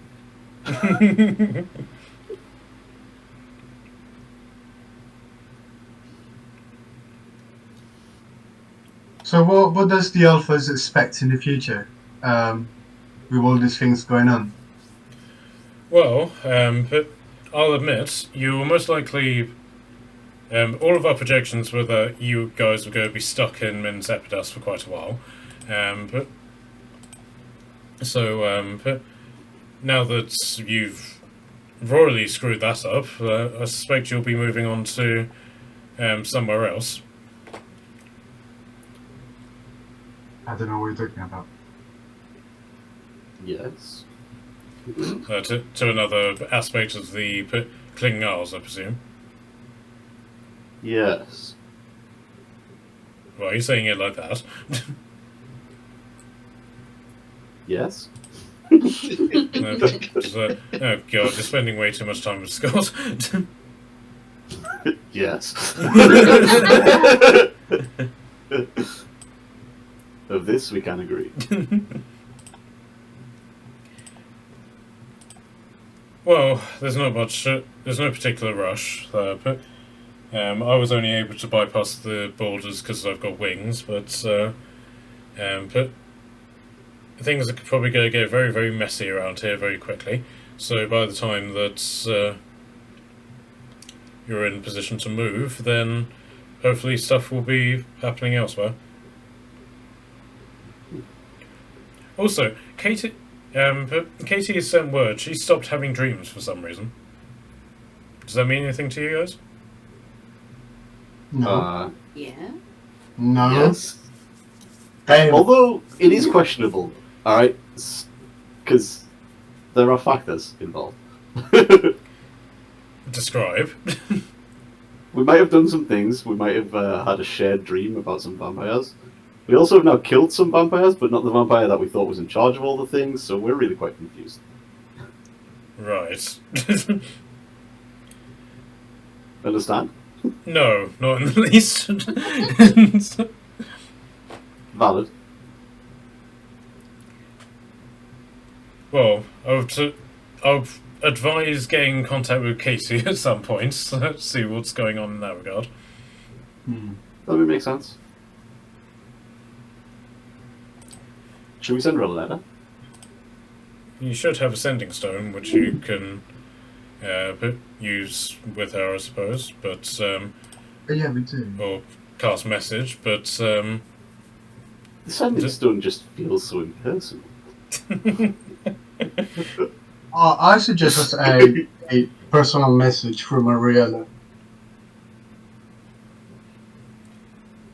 I mean, so you definitely could. I mean, Instantly. the mail won't actually get anywhere until the borders reopen, but that's definitely an option for you. Okay.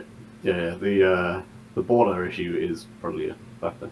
Maybe we should just send a message and then like we can follow it up with a letter afterwards. We could have like a letter that'll be like on the way and then. Well, also bear in mind that you've instructed the Dragon Wine guy in New Asgard to get in contact with your brother in Aqua Veda, basically, effectively asking him to harvest his blood. Oh yeah. Well, at which point you haven't gotten your brother's approval or even notified him on this matter. No. To be fair, I told the merchant that if he could convince him, he could do it. I didn't say he was entitled to the blood. All right, that's not my decision to make. It's not my blood. At which point Marilla said, you know, if blood Doe of my was blood, but yeah, separate. but at this point Marilla then just says, if Doe was here, he'd be very confused. I was going to say, I wasn't just going to walk off after every dinner. I thought everyone was bedding down for the night. Oh, right, okay. So That was well rude. He's not that rude. So you are still here. Yeah, I thought everyone was going to sleep, and I was like, all right, he'll leave when he goes to sleep. in which case, confusion. Yeah, he's still confused. But he'll go. But I mean, borders don't really bother us, do they? We can just like fly over them. I can fly you over any border. Don't worry about that. Yeah. We just turn to gas again and go with the wind. Whee! But in terms of like sending like a physical letter via the Minas Epidas Royal Mail, then you would need to wait for the borders to reopen. Yeah, I can't turn mail into gas, unfortunately. I have tried. Well, as long as you've tried, I guess. You just set it on fire. It does eventually turn to gas, but turns out the words inside are useless.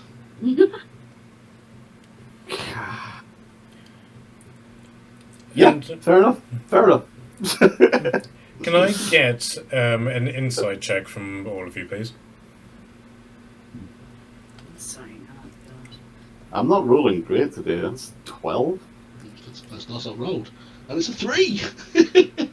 18. Uh, Left that before.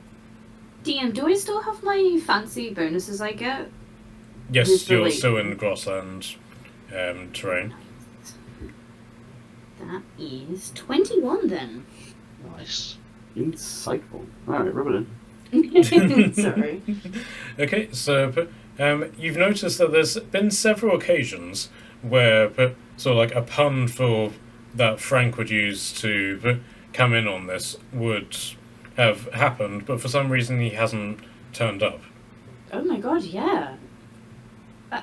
Guys, I hate to mention the name, he who should not be named, but where's Frank? Has anyone heard anything? Oh, Frank is afraid of Dave. Dave, you are my new best friend. I'm naked. I'm about to do very, very sexual things. It's just silence. No, but Oh guys. my god. Babies have thermal protection. Can we ask as to what the hell happened to scare Frank? Because that's impressive. Dave, what did you do to Frank? So Dave simply folds his arms and just grins at you, and it's quite an odd feeling being grinned out by what is effectively a 3-meter long king cobra. So Yeah. So I'll let you sort of ascertain your own meanings from that. But I do not want to. I have never been more terrified of a creature in my entire life. I have instantaneously gone from I want to play with Dave to I would like nothing to do with Dave. Out of sheer terror. I will also What do you say, have to do to scare away Frank? I will also say, as a Dave yourself, he doesn't look like a Dave. That's comforting. It doesn't. But when you look at him, the last sort of name that you sort of like springs to mind is. I'll Dave. be honest. Yeah, you're completely correct. Like I look at that, and Dave is not what's coming to mind right now. Okay, so I don't know if you can see the gibberish-like thing that is next Yeah. to his icon, but he then says that.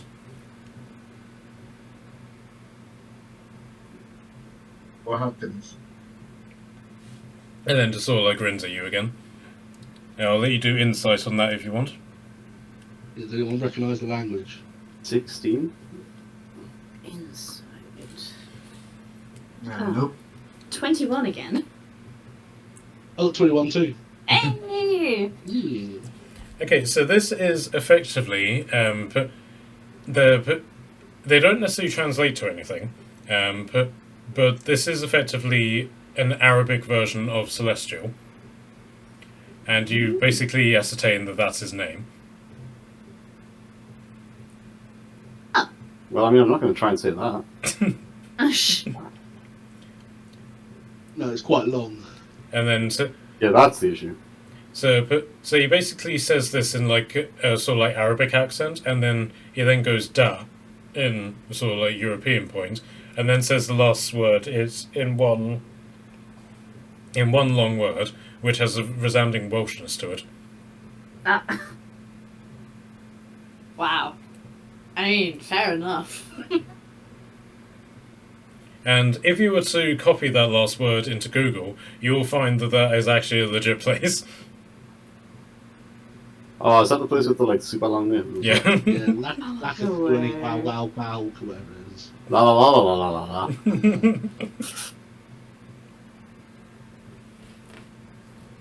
So yeah, that's effectively what his name is. Well, And then I'm Clarissa not going to say then, that. and then Clarissa then just simply posts out, that's why I call him Dave. Fair enough. So did you decide Dave, Yes. or is like is that something that he came up with? No, I called him Dave and he just accepted it. Fair enough. Yeah. Fair enough to you, and fair enough to Dave for accepting it. It's hard to learn foreigners' names, isn't it? At which point he just, like, he scrunches up his face and then sticks his tongue out at you. Yeah, he said it with. Dara said that with sarcasm, as if like, you know what I mean. If no one's going to bother to learn your actual name, they'll just call you Dave. Okay, so yeah, she's updated you on basically what's happening in Drips here. She doesn't seem to have much indication as to what's happening elsewhere. But you can see that she's sort of been out of contact with everybody for quite some time now. So, but she then like asks you questions about like how's Scott, how's Padwin. Last we seen, they were all okay. Ish. I mean, you know, Padwin. Yep. So the last time that you saw Padwin, he was effectively starting his tutelage under the Alpha Wizard of New Asgarth. Would you like to explain to Dur who Padwin is? Padwin. Padwin is Padwin. Adwin is a cat. Ish. And more. Yeah. Ish. Very Sort cute. of. Very dangerous. But Very- very cute. Possessor of grenades. Not only. And also made the nuke that we have in the book. True, Yeah. true. It transforms into literally everything, every monster that you may think of. And the peculiarity is that every monster that he transforms into is always orange. Because he's orange. Okay. Didn't he turn into a Tarrasque at one point? Yep, Yes, he Tarrasques, did. Balrogs, and Cerberus. yep, Cerberus, various forms of dinosaurs, floating, screaming skulls, gelatinous Stuff. cubes. Things. All of which implies that he's seen all of these. Yeah, also the death We don't know guys. that, What, do we? what are they called? What were the death things called that were following us around? They were on the bachelor party. What's the name? Oh, the Odiacs. That's the one. Oh my god, yeah! Yeah, that was the first time we see one of those. That was interesting. Oh, and I don't know and if Hydras. interesting is the word. And Hydras. And Hydras. Can't forget about the Hydras. While also having like possibly a level 20 wizard level of magic and at his disposal. He's a friend, right? Kind Yes. Yeah. That's good. Well, Could kill us still, though. It doesn't sound like you want him for a fucking enemy, does it? Jesus. The BBEG right there. Don't say things like that. But he's just a Can't. baby. Plant those seeds. Cannot and will not kill. At this point, it is a refusal. Mhm. He's my friend. And he's a baby. I will protect him. And he also enjoys eating things like magical things as well. Oh yeah, we should really talk to him about that. Yeah. Pick your battles. They're not all wins.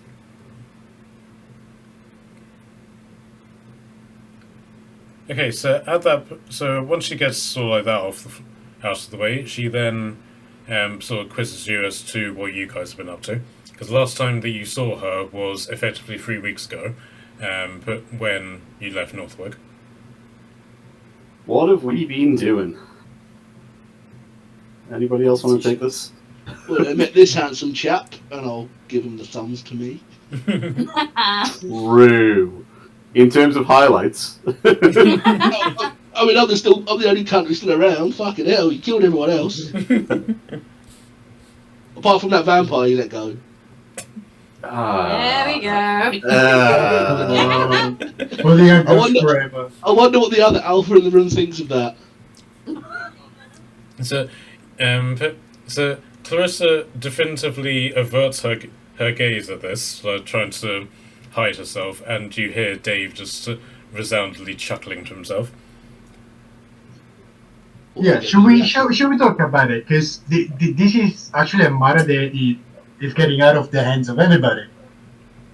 So we got let free one of the vampires that it was threatening us with, killing us with his soldiers, zombies and whatever. Skeletons. Yeah, and here is still moaning that we got him free. We let him free, Yeah. and yeah, Someone it killed does not 7,000 understand people. that. Yeah, but you don't understand that our life is more important than a dead one. Just him. It's fine.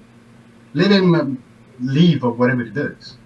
Yeah, I'm just trying hard to weigh it up. 7,000 murders, one good deed. And all the stuff he did before that. He's an eternal vampire. He's probably lived a long time, killed a load of people. Let's hope we don't run into him again. Or we do actually. I'd rather we did run into him again, but that's just me. I would love to run into him again, especially after all the money they've been investing. Sorry, You what? never know, might be another undead army that rebuilds the town you're building. So Hey, Clarissa, free slavery. so Clarissa was then like, wait, what? So this is news? Huh? That's out of the bad guys. Yeah. So it's, You know what? it's I resounding won't keep going silence. on after about it, alright? Just Well. let's just say I didn't agree, and then I'll drop it. As long as you're gonna drop it forever. We'll see. Depends on who the vampires we meet. I might ask them if they know him. Hey, just out of curiosity, you know this guy and how many people he's killed over the years? At which point you audibly hear Clarissa sort of like cough into her drink. Clarissa? Nope, nothing. You sure? Nothing was said, nothing happened. Don't say you've Uh-huh. been with him too. Well, the alphas has got to say about it. Well, where vampires are concerned, it's sort of put on a case-by-case basis. So, I don't really know you guys that well, but Scott trusts you, and if Scott trusts you, then I trust your judgment. That feels like you have something more to say. I'm just saying, I've killed vampires and Other not things? and not killed vampires in equal measure. So yeah, Yeah, somehow that tracks. Sorry. Ah. I mean, not that. Jillian sort of raises an eyebrow at you. I should hope not. I am still your boss, technically.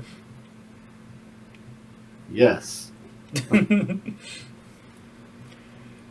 so do you sort of like give her like a more general overview of everything that's happened, as opposed to just focusing specifically on the vampire you didn't kill? Yeah, we should probably give her, Yes. probably give her the TLDR, you know, the quick rundown. Whatever happens to New Asgard and who was the one before when we all met? Paracas. What was the name of the island? New Asgard, The one before. Northwick. Yes. And whatever happened in Norfolk, because this is as much as I can say. And then everyone sort of recounts when Docker came back, you battled Murad, and you just sort of like skate over the fact that happened, that you fought the BBEG and won, and then you just like carried on on your adventure as if nothing happened. Yeah, you got like the most powerful. We killed the most powerful vampire in the region. Willem, right? No. So it's at this point that the party then sort of like reveals exactly who the BBEG is in this regard. Surprise! Who is effectively you don't really know that much about him, but he is basically responsible for all of the problems which are going on in the Clinging Isles at the moment. He has the capability of kidnapping angels and turning them to the dark side. There is that minor factor. Oh yeah, I forgot about that little hiccup. Ah, well. I remember something going on within a flying fortress. Yes. Am I? Yes. We've never encountered something like that again. It just happened once. I mean, this is what happened to me. This is what I'm saying. But ever happened to you guys as well? So the silence just like resounds. But basically, the story is that in sort of like high orbit of the planet of Dungeons and Dragons, there are a series of fortresses which are in synchronous orbits of the planet, and one of those fortresses there was a breakout, and the point of these fortresses is that people who are exceptionally powerful, who aren't going to get into whatever version of heaven exists for them, but they are effectively kept mortal and imprisoned in this fortress for all eternity, so they don't go to hell and become a powerful demon. Oh shit! And the fortress which is in synchronous orbit above the Clinging Isles, that's the one that's been broken into. And there's been a result and then there's been a result in jailbreak as a result of that. So Aiden was one of the people who escaped. You've dealt with the Wendigo, and you've dealt with the Atlantean king who was trying to take over Aquaveda. You're also aware that that Jack the Ripper has also escaped, and various others in various other places. Yeah, Jack the Ripper. Was he not Jack the Ripper somewhere over here? As far as you know, yes. You haven't really heard anything otherwise, but if he was in Minas Epidas at the time that people were saying he was, and he got stuck here with the closed borders, then yes, he could very much well be in this island. Yeah. We do have a side quest about it. Oh, who's Jack the Ripper? Sorry, I don't know who that is. The bad dude that we could, kill to be good people. Same old, right? Yeah, so basically, Bad dude. but when they were in Starter City, one of the side quests was that prostitutes were being murdered just very brutally, and they then promptly left the city and didn't investigate it at all. And and then over the course of the game, I've then been saying, oh, by the way, having NPCs saying, oh, by the way, there's this Jack the Ripper guy who's still wandering around. Are you ever going to do something about him? Wait. I mean, that's fair. Wait, was that he was doing it in, like the very first area? Wait. Okay, Well. no, right, you didn't do the quest. Ah, okay.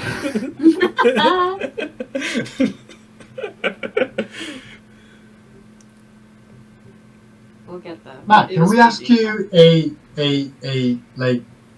a document with all the quests that we have and still didn't do it yet? Yeah, sure. I'll put together a really long and just unordered thing of all of the quests that you've done, and just like quest done, quest done, quest done, quest not done, quest done, quest done, quest done. I would love that. Yeah, quest log. I very much appreciate that. A journal, so that when we get to the beyond point of no return section, we can just go back and have a look. Yeah. If only we had like notebooks in the real world, we could write stuff down and stuff. If only the group note taker was present and not having knee surgery for reasons.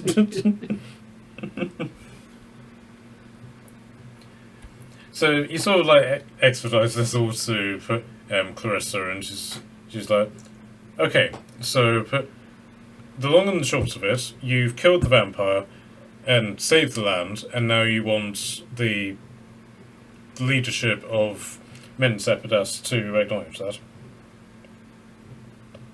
Yes, Well, it would be nice.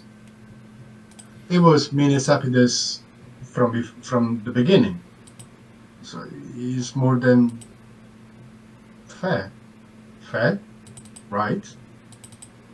I know, I entirely agree. I'm just saying it's probably going to be a bit of a long-ish effort in that regard. So she then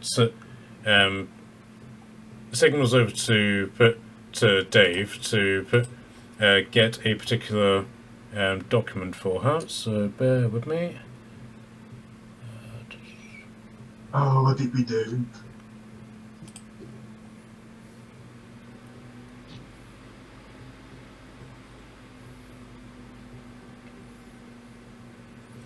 So bear with me. Here we are. No, that's not it.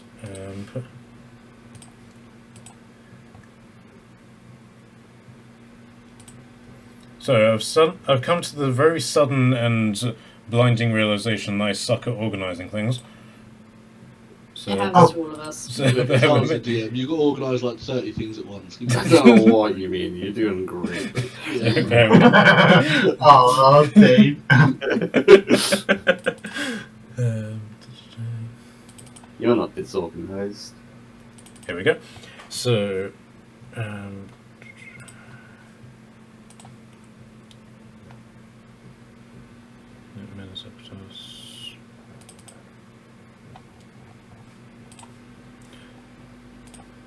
Klingons, where I are you? wouldn't know where the sweet music playing.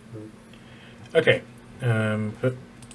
So Dave basically goes over to put one of the many bookshelves that he has in his collection, and he pulls out a very heavy tome, and it's entitled Encyclopedia Maxima Mundi, Volume 56, The Clinging Isles, by Wereherd the Forester. Okay, dude, the Forester. And Do we have the name?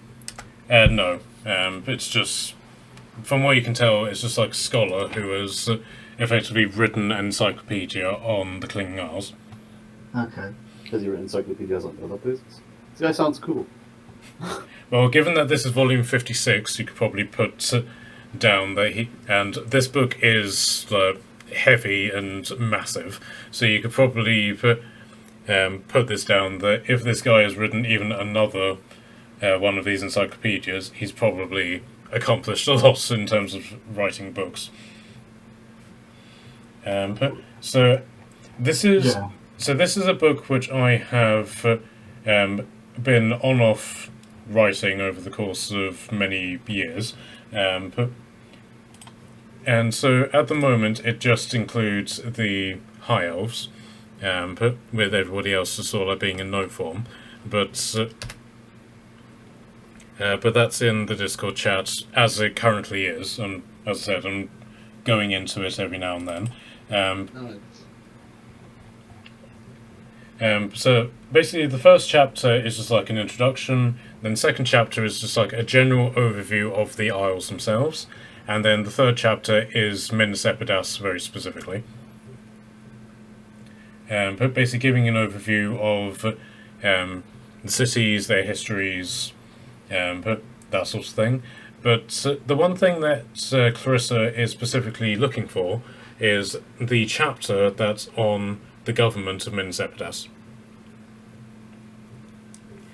And the first...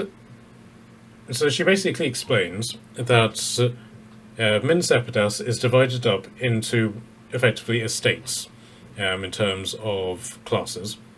But the first estate is the royal family, the second estate is the noble landowning classes, the third estate is the clergy, the fourth estate is the general population, the fifth estate is the privately owned guilds and businesses, the sixth estate the military, the seventh estate the Draken Guards, the eighth estate the Druidic Circles, the ninth estate the Beast People organisations, and then the 10th estate the foreigners.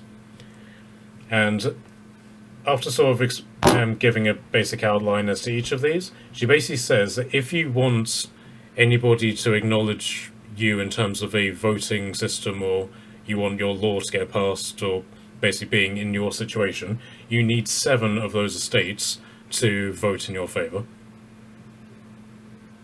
Damn, we don't have so much time. Didn't the bank say they'd get everyone else to vote for you? Yep.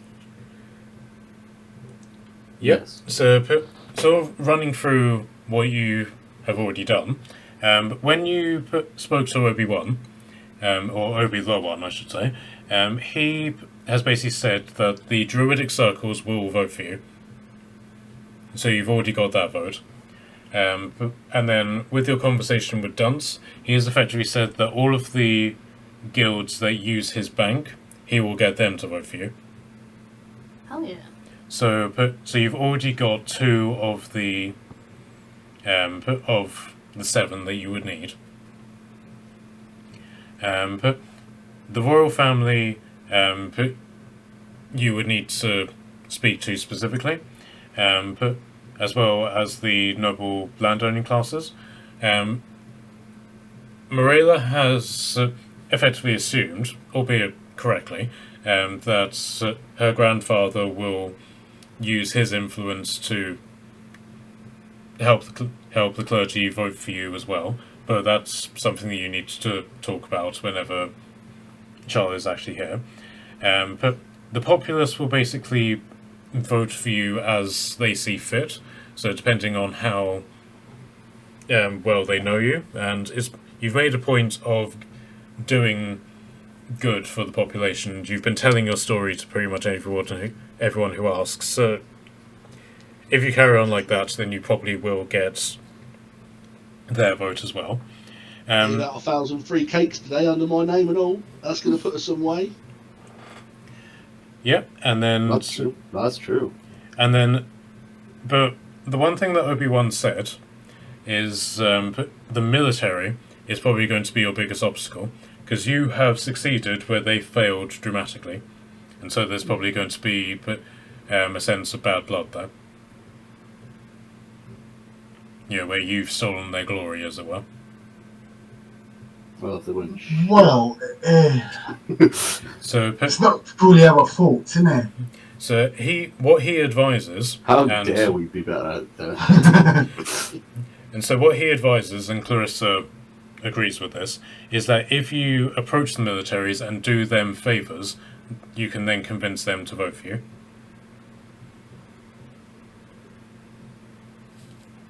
Well, But did we not already do them a favour?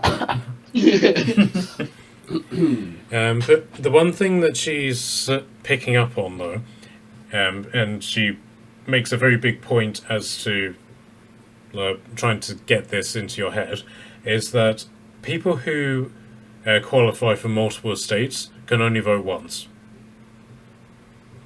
And she and the book itself refer to the Crown Prince of Minsepidas, who stands as a member of the royal family, but also as the commander-in-chief of the military.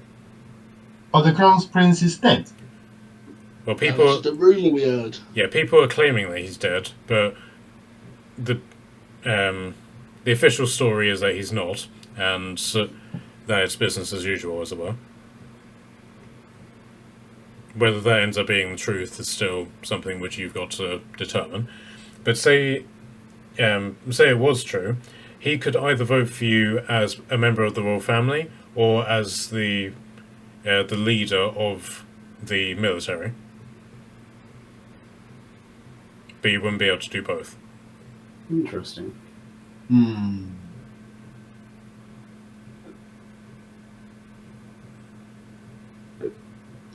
The questionnaire that we done with the guards at the gate, does he got something to do with potential influence on votes? Which question are you referring to specifically?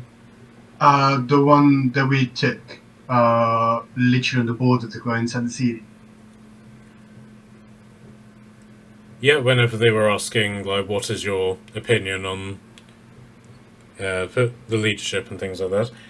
But she then sort of just like skips to the end of this chapter where it talks about the 10th estate, the Zeno, people who live in Minsepidas but aren't citizens of the city, effectively people who are here on visas.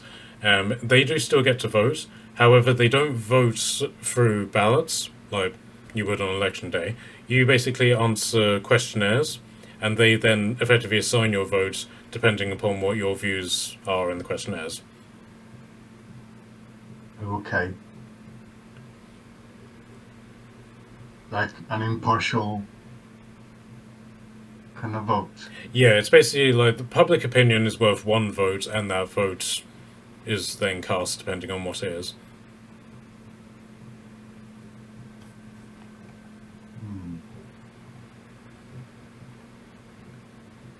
So, basically we got the votes of the Druids. The Druids Right. and the privately owned guilds.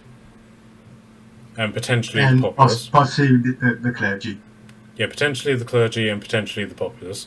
You're guaranteed populace. 2 votes, you maybe have 4. Which is more than half the 7.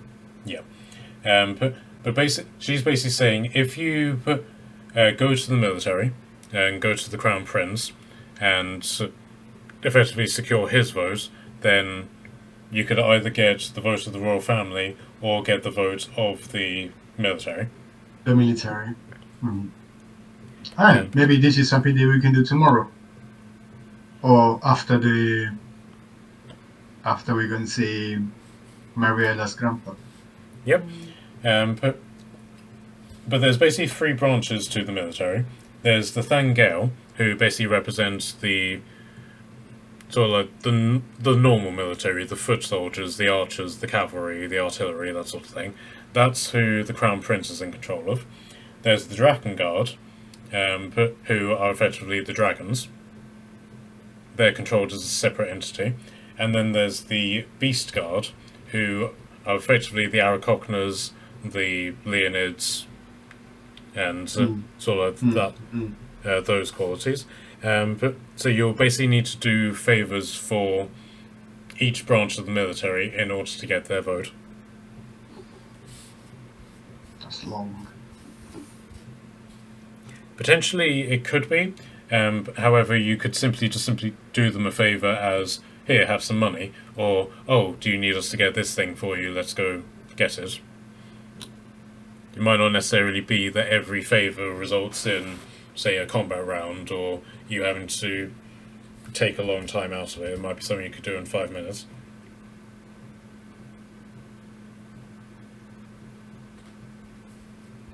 Dad's got like a really confused look on his face. He can lean in and go, "What are we talking about toppling the government?" I'm very surprised that you know what a government is. Well, you just spent the last like 10 minutes talking about factions and how you're going to vote this and do that, and it's like, you guys going to topple this city, take this government over? And I was looking Well, around the room guys and that are currently in charge are kind of sucky. So yeah, if you think you're going to do good, I'm just confused. That's all. At which point, Dave goes over to this cabinet, opens it, and pulls out what looks to be a massive gun with a very... I don't know if you've ever seen what an elephant gun looks like, but it's basically a blunderbuss with a widening barrel. And he just simply says, oh, don't mind me, I'm just allergic to treason. He just starts cleaning the gun. Good to know. So, do you know how to use one of those? Do you? And he grins at you very scaringly. Well, no, not really. But in matter of fact, I do have a gun on my own, but I'm very afraid of using it because I don't know how to use it, and plus I don't want to break it. I was wondering, maybe, you know, alphas for alphas, you can teach me on how to? Of course. Maybe in the morning. Cool. He just goes back to cleaning his gun. Go away. And he just and then just sort of says as a side note, I don't know how to shoot it well, but it fires very big bullets. Hey.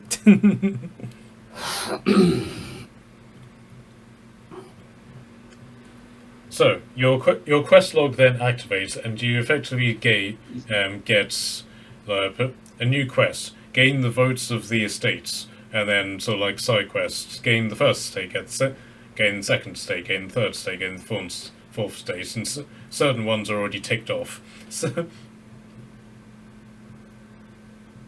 Damn. That's a long one. well, nothing that a good night's sleep won't undo. And at this point, Clarissa is stretching out, and she's barely able to keep her eyes open. It's not particularly late, but she is knackered. is she okay? And so Dave then says, you haven't been keeping up to your routine, have you?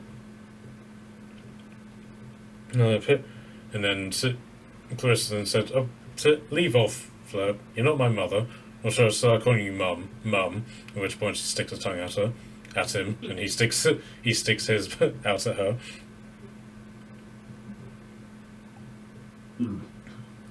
Well, feel free to pull up a chair or space a floor or wherever, but I'm off to bed. Well, have a good night. At which point she goes in and you assume she then goes to bed. So what would the rest of you guys like to do? Do you just want to chill with Dave and his gun, or do you want to take your long rest as well? I'll probably take my my long rest. That'd be a good point for me to take my actual long rest. Okay. Yeah, I would like to take the long rest as well, and perhaps doing some quick lessons with Dave regarding the gun. Okay. So so if you guys want to apply that, how is everyone for time? technically fine. Yeah, do another, maybe finish at 11. Yeah, sure. Yeah. Yeah. Okay.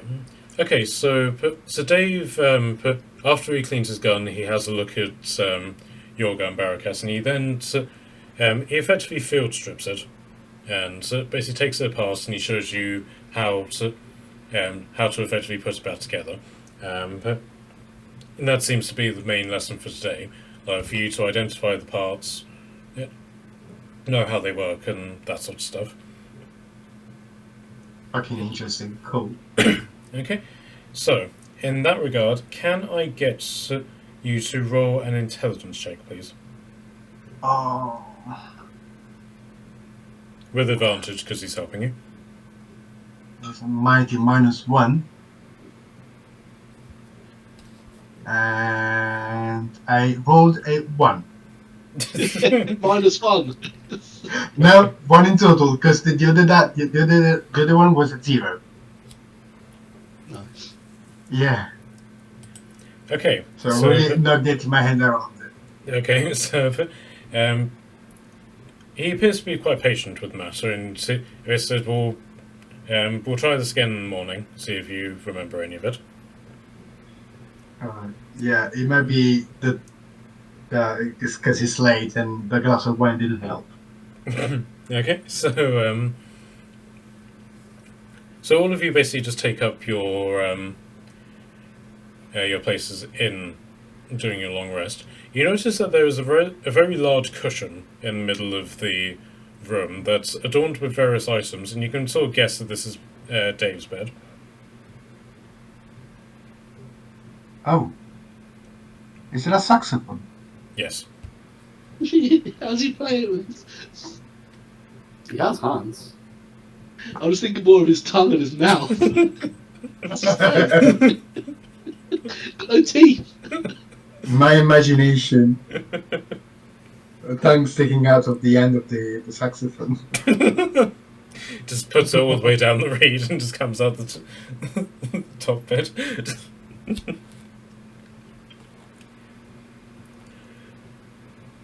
Okay, so all of you basically take your positions. Are you going to the park? No, he'll just turn into a wolf and curl up on that bit of dirt on the floor. Okay. No, it's too long. I'll have to show you my party trick another time. Okay.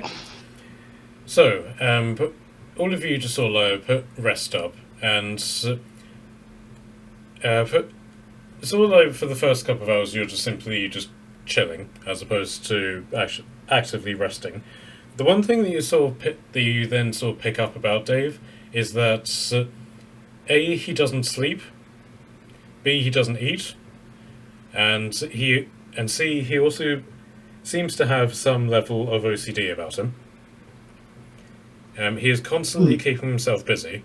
So the first thing that he does is he goes and cleans the kitchen area, and he does that for half an hour, and then he comes onto his cushion and starts reading books. He's got 3 very particular books on his cushion, and then assorted sort of like notepads that then go along with them.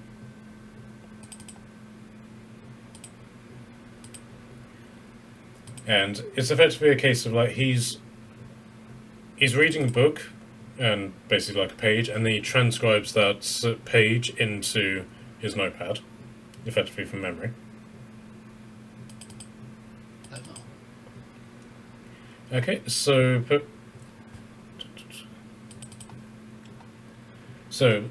is anybody interested in the books he's reading? Definitely wouldn't be. He's going to have a look at that book he's been given, though, the Clean Isles book. He'll try and read that. Okay. Learn a bit more about the place. I'll poke an eye, not because of the book, just because I'm nosy. Okay, so there's one book which he's treating with a certain delicacy, and you can see it's because it's a book that's been damaged, and the binding is very weak, that sort of thing. Certain pages are torn, and that book is entitled Prince, Champion, Conqueror, Godkiller, Demon: An Estimated Account of Murat's Origins and Defeat. A very long title. Written by various authors, and then in brackets, all dead under mysterious circumstances.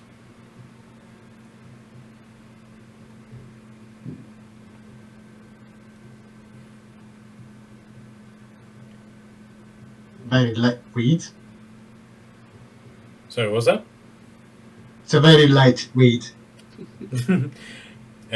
Yep, so it's a very heavy tome, which has basically just been, from what you can tell, it's just various books that have been then compressed into a single book to make this large volume.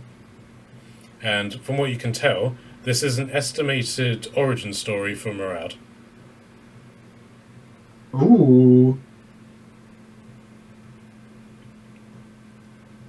How does someone have so much knowledge about Murad? So Dave turns to you and says, technically they don't. It's a lot of this is assumed from divination, a few witness accounts, and from archaeology. Oh, like the Bible. Yes. Just much less popular.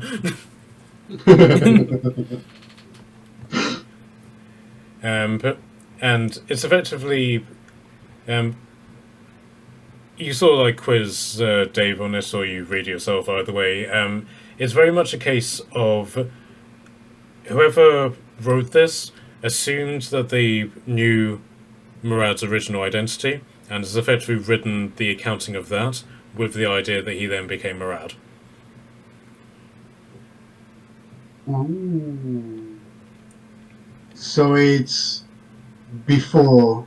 So that's book talks about Murad before is Murad himself. Yes, that's what the first sort of main chapters are about them. Actually, I don't know why I'm just describing it. I'll just copy it into Discord so you can give it a read in your own time. Yeah, you know always give a read to your books. And then the second book is entitled Typhon, the demon dragon buried beneath Motti Heston.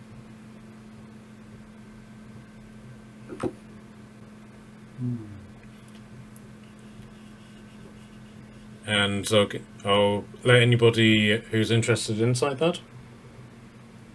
Yeah.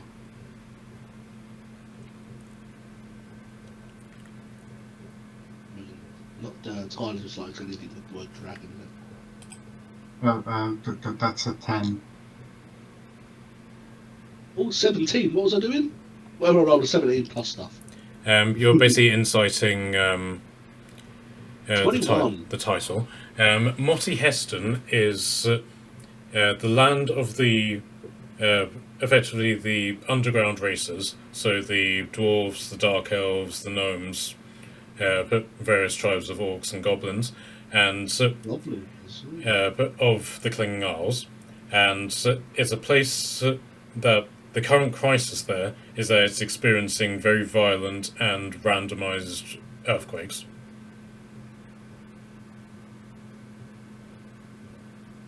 Interesting. And this book effectively tells the story of Typhon, who, I don't know if any of you know, is sort of like was a Greek titan who fought Zeus and in various battles, and was eventually imprisoned underneath the volcano. In real life, supposedly this island was Sicily, and when the volcano erupts, or any volcanic eruptions in sort of like the central Mediterranean area, are down to Typhon banging his fist against the wall of his cells, that sort of thing.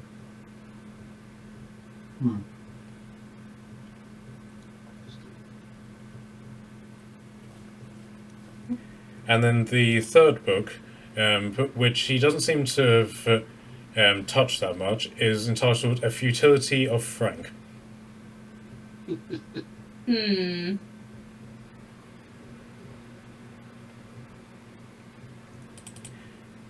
Yeah, Futility in Frank, a comparison between vampirism magic and Jinn magics, by Jen Orchard. Hmm. Interesting. Jen being the leader of the Alphas. Yeah. But you open the first page just like to peruse through this, and it's basically just got a single sentence on it, and so he will win who knows when to fight and when not to fight. And yet Dave managed to scare him away. And you can basically see that this is just like an analytical point, basically comparing genies to vampires, and effectively concluding that they're nothing alike except for the fact that they both use possession magic, and giving the various points to why possession magic is an actual form of magic as opposed to the general consensus where it's just something that doesn't exist. Interesting.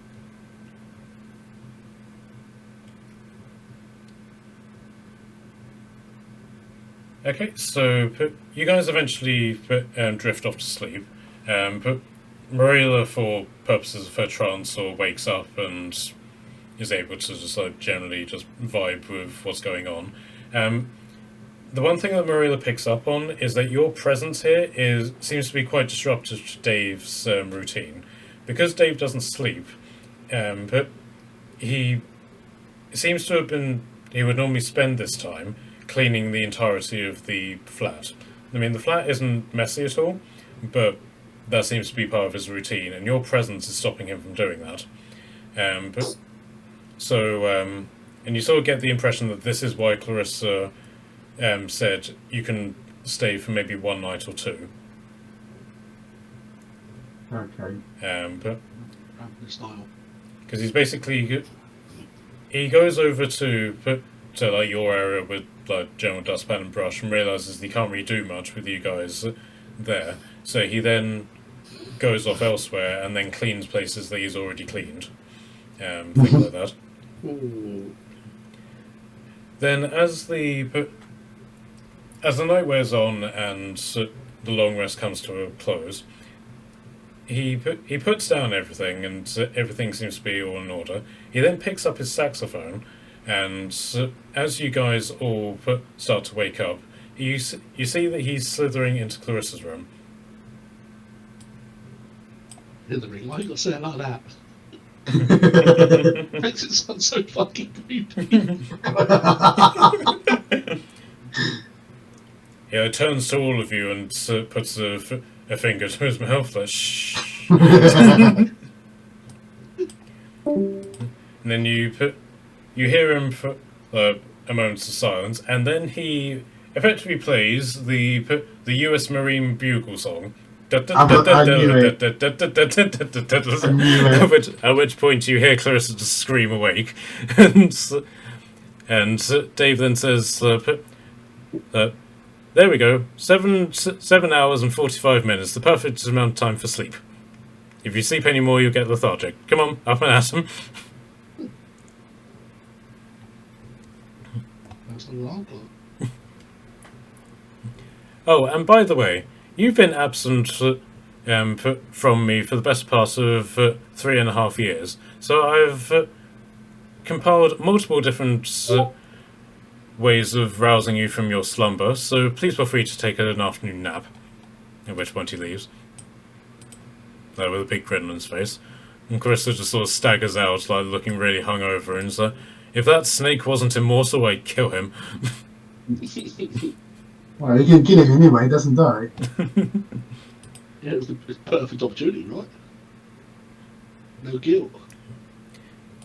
Okay, so Onyx has dropped out because of her internet, and it's pretty much 5 to 11. So shall we sort of call it here with you guys having taken your long rest and ready to greet the day? Probably a good shout. Yeah. Yeah, man. Thanks for the game, man. Yeah, no worries. I've been waiting a long time for you guys to get to this point, so I'm glad that this has happened. Hopefully, Charlotte will be able to join us next session, so you guys will be able to just immediately go to the temple. Yeah, nice. Yeah. boy. I'm sure we'll manage to get that working for you. We're always reliable to get there on time. Well, it's ironic. I've been I've just calculated how long it's been since you've left Northwick, and it's been 7 months since this quest line of saving Min Sephidas was started. That's wild. Yes. Fellow. But yeah, but there's lots of stuff for you to do from this point onwards. You get to enjoy that in whatever form that takes. Looking forward to it. Yeah, cool. Alright guys, I'll say goodnight and log off so I can put the kids to bed. Mm-hmm. Yeah, that's fair. I'll catch you in a little bit. Alright guys, see you Bye. next week. I'll pencil in Monday again. Yeah, it should be fine. Yeah. Alright guys, have a good night.